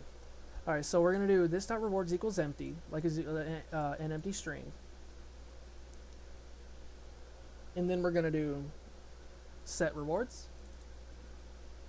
quest ID this.rewards, and then we're gonna copy and paste that. So we're gonna do this.getRewards quest ID. Let me know when you have that.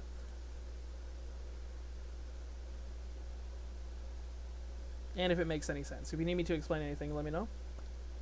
I do not mind. This stream has been going on for a while. I love it though. I'm actually having a lot of fun. I don't know why.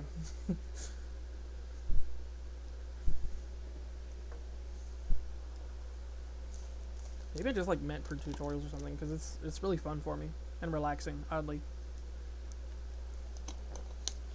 You think everything makes sense? Okay. So we're gonna set the this.rewards value to get rewards. Request ID. Now we're going to make the. Yeah, let's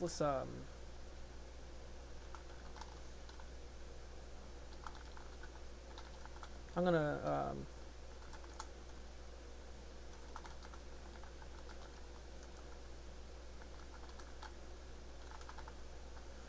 I'm just gonna document it because it looks sexier and less unclean.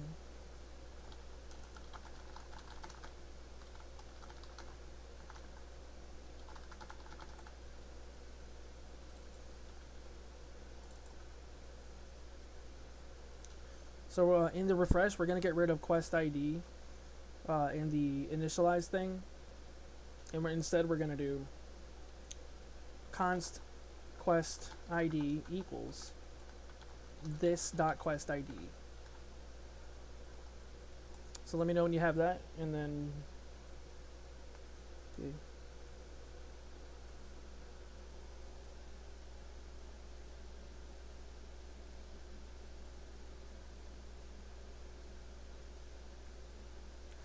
Next time though, in the next stream, I will have this kind of thing planned out a little more.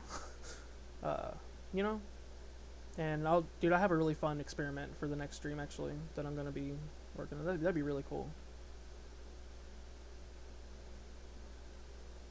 Yeah, I think you guys will love that. In the next plugin that we make.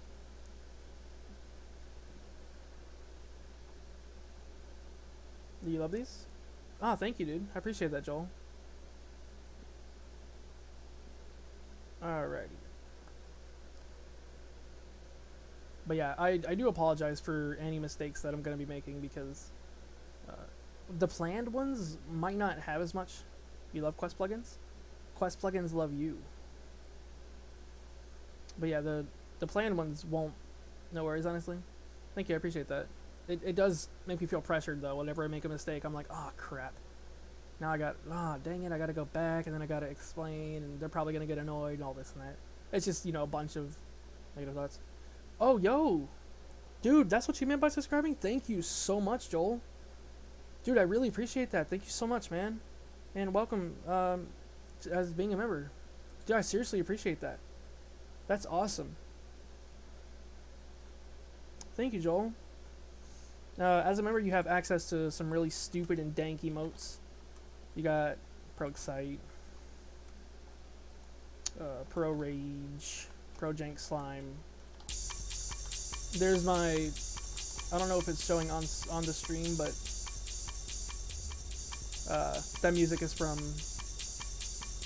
yeah, there they are. Dank birds. Thank you so much, man. Seriously, that means a lot to me.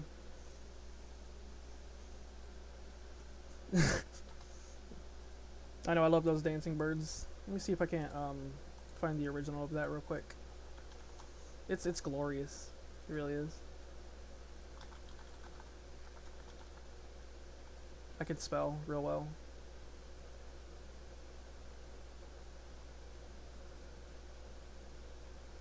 Okay. Dancing parrot GIF.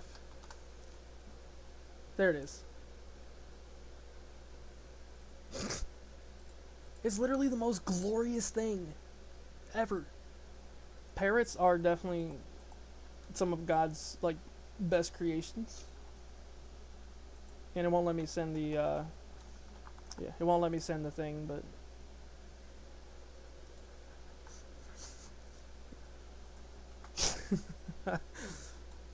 oh dude, Pietro's like super confused, I bet, because he doesn't speak English and he's here for the tutorials things, and all of a sudden we're looking at parrots dancing. So Pietro's probably like, what the F is happening? Like ADHD went mad. Alright, so where were we? And yes, they are. They are. They're beautiful creatures. Amazing, majestic beasts.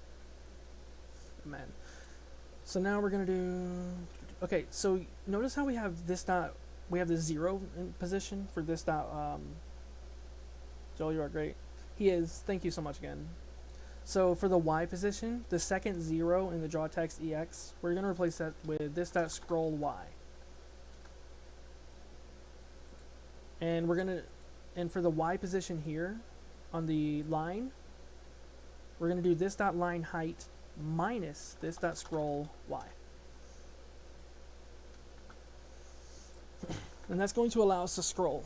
And now we're going to create an update function.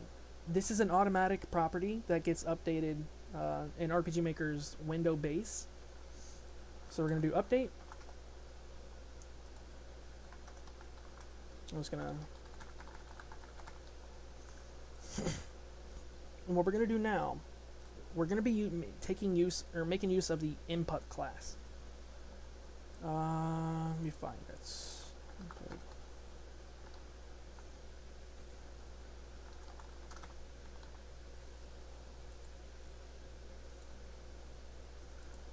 Is pressed. Let me find out all the other ones though.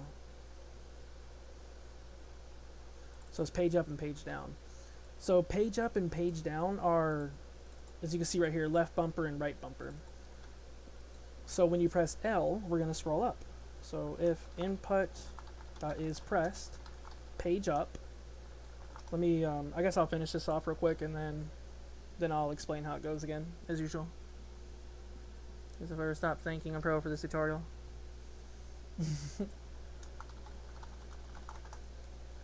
Alright, so yeah, we're going to do if input is pressed, page up, and we're going to do this dot scroll minus minus. I love how I'm still explaining even though I said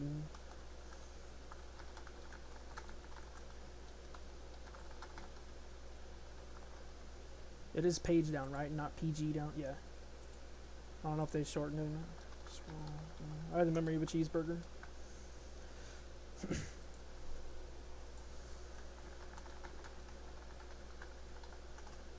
Yeah, I'm almost finished this and I'll explain it.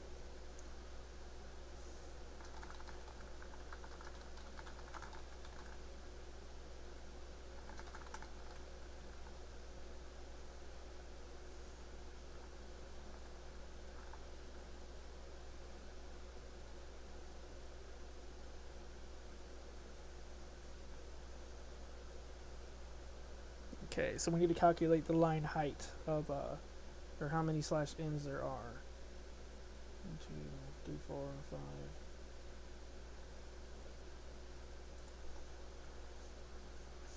Let line height, wait, let lines equals, so yeah, we're gonna get the amount of, yeah, so we're gonna do this dot rewards dot length, but no, dot split slash in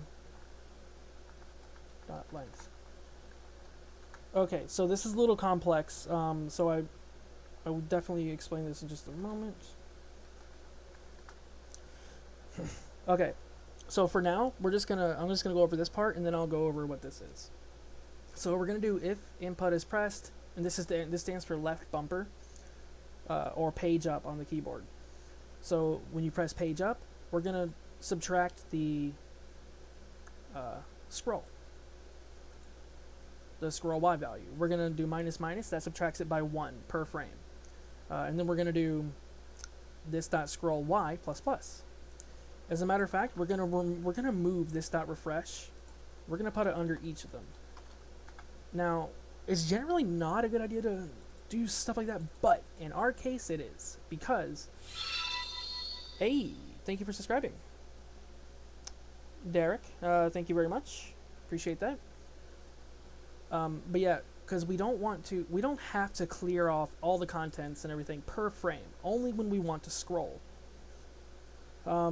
You can do it this way, and let me know when you have this, by the way, so that way I'm not going too far ahead. Let me know when you are ready for me to explain the better way of doing it.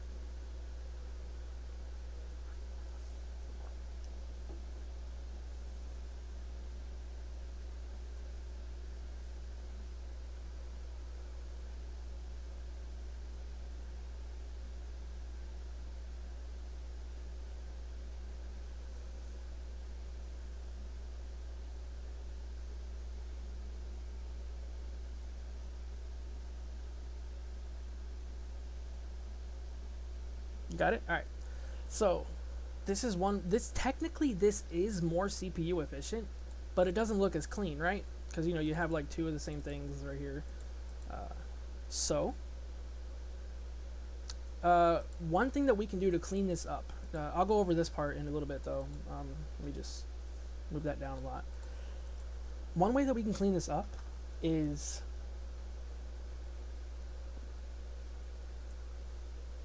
so right now the is pressed. Let me see how this functions. Okay, yeah, so it returns true.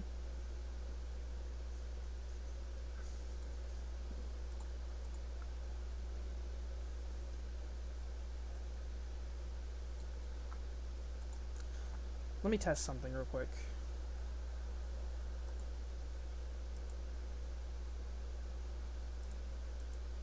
Yeah, let me test something and then I'll see if this works.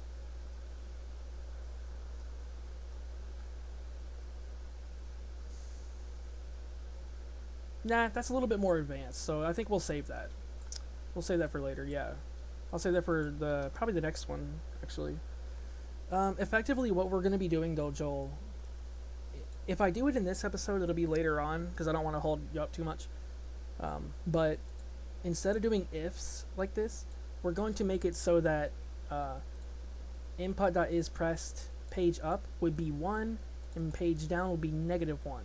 And then we can just do this. We can say, with only one if statement, we can be, if the value is not, 0, then it's going to add this.scrollY by that value and call the refresh. Basically shrinking everything down to one input, but I got to figure out how the best way to go about that is, because right now it just returns a true or whatever this is here. False. This is either going to be true or false, but I need to convert that into numbers. Wait a minute. I wonder, does this work?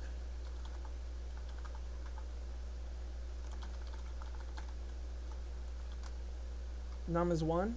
Okay. Times num2 equals number false. 0.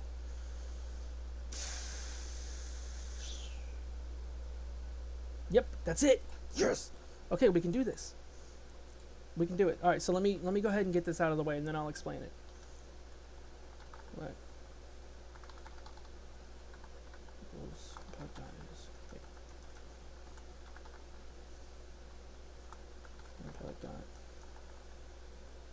Expressed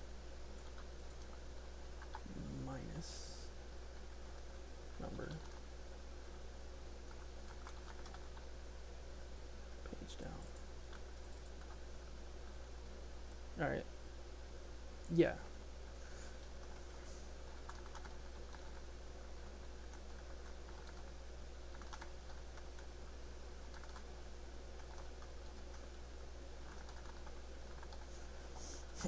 Okay, so this is the better way of doing it. Oh, that's fine. Yeah, that's fine. No, hey, we can continue this tomorrow after you go to sleep. I'll just like end the video and then we can continue it tomorrow, Joel, if you want. But not right now. I mean, when you do go to sleep. But okay, so Joel, what do we want to do here? We're gonna create a variable. So we're gonna do let scrolling equals number. And we're going to do input.isPressed page up minus, here I'll just copy and paste this so you can see how it works. I mean, I don't have to, I mean, you get the point, like you get the basics of how that works. But basically what this means is if you're pressing page up, the value is going to be 1.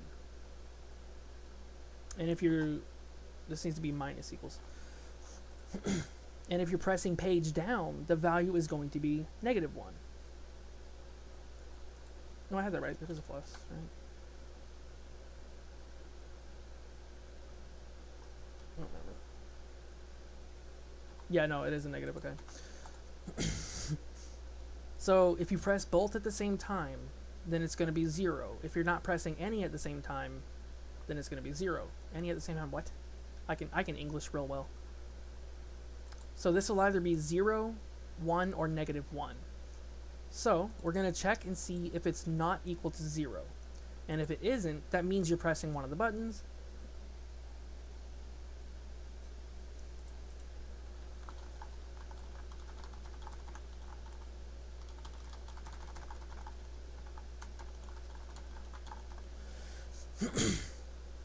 But yeah. Then we're going to scroll by the direction that you're pressing, if that makes sense, Joel. And then we're going to call the refresh function.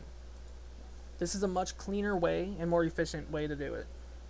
One, there's only one if statement, and it's not checking for a bunch of, well, technically there's more if statements, but they're nested. But yeah, this is the efficient way of doing it. So we're going to do let lines equals 5. Now the 5 came from the fact that we have, by automatic default, we do have these right here. We have 1, 2, 3, 4, 5. We have at least 5 line breaks, right? So we're going to do lines equals 5 plus this dot rewards dot split, and then /n. So let me copy this. So basically what split does is it creates an array based on, like, it scans through the string, and every time it finds the thing that you typed, it splits it into another array. By doing this, we can count how many new lines there are in the rewards thing. Now, ignore this .scroll y part for now. So let me know when you have that. And we need to multiply that end result, but I'm going to wait until you type it though.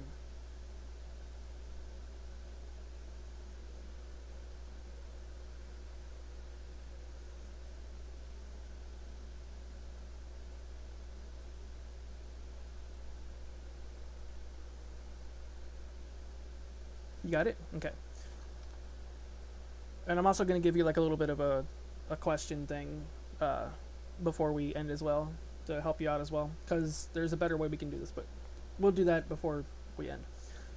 So now we're going to multiply that by this dot line height. So that's going to be, yeah, so that should work, right? Do that. Yeah, that should work. Okay, good. So just multiply that by this dot line height. And then in this dot scroll, we're going to type this dot scroll y is equal to math.min, math.max. We're going to change the ending where it says lines, but just for now, you can copy and paste that if you want. And so basically, math.min tells you right here, it returns the smaller supply of numbers. So let's say, I'm just going to type this so you can get an example. X and 5. Now, x will be no greater than 5. It can be between any negative number or even 0, but it cannot be greater than 5. That's the maximum, as ironic as it is. That's the maximum value that it can be. And the way max works is the opposite. So now, it can be anything above, but it cannot be negative 5. It can't be any less than negative 5. Does that make sense?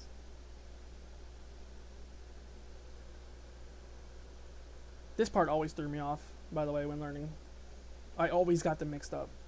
But basically, min stands for max, and max stands for min, really. And what we generally do is we'll combine them. So we'll do min, max, and then value, in this case x.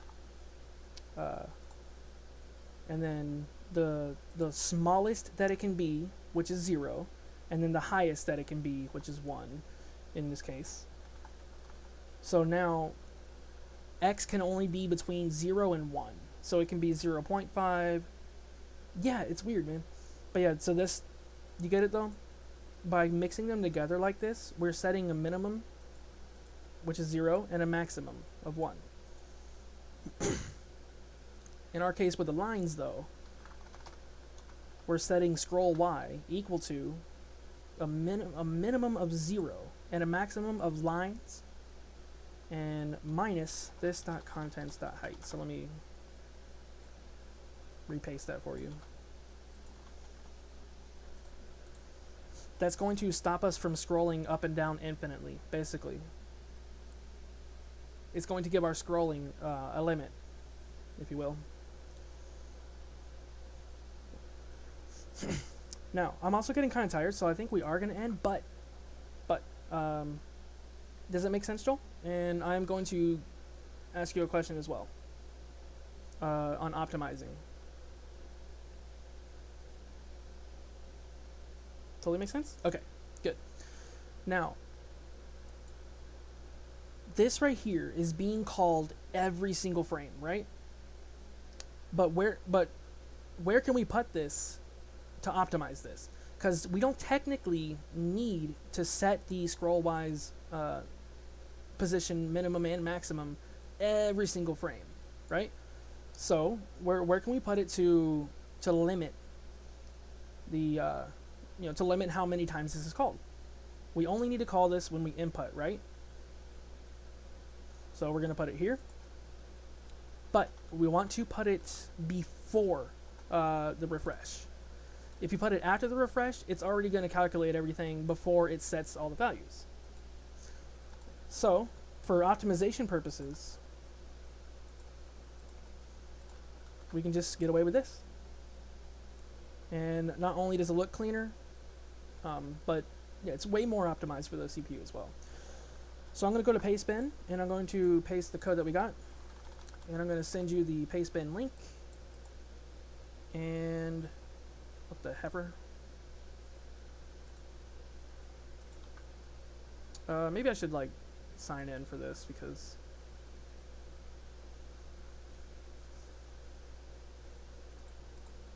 wait, did I already have a? I should have an account with Google, right? Yeah, I do. All right. So I'm gonna paste real quick. Next, highlighting JavaScript. Paste.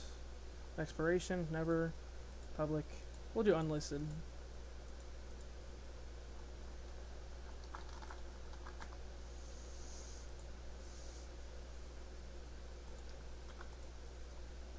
Alright, here you go. And there you go. There's all the code. And that's all we've done for now. I will go ahead and close this. That. And this, I probably have like a 25 gigabyte file. Alright, but yeah, we're going to end the stream. Thank you so very much for watching. And I guess I will see you tomorrow, Joel. Thank you again for becoming a member of the channel. I really appreciate that. It means a lot. Alrighty. Bye, guys.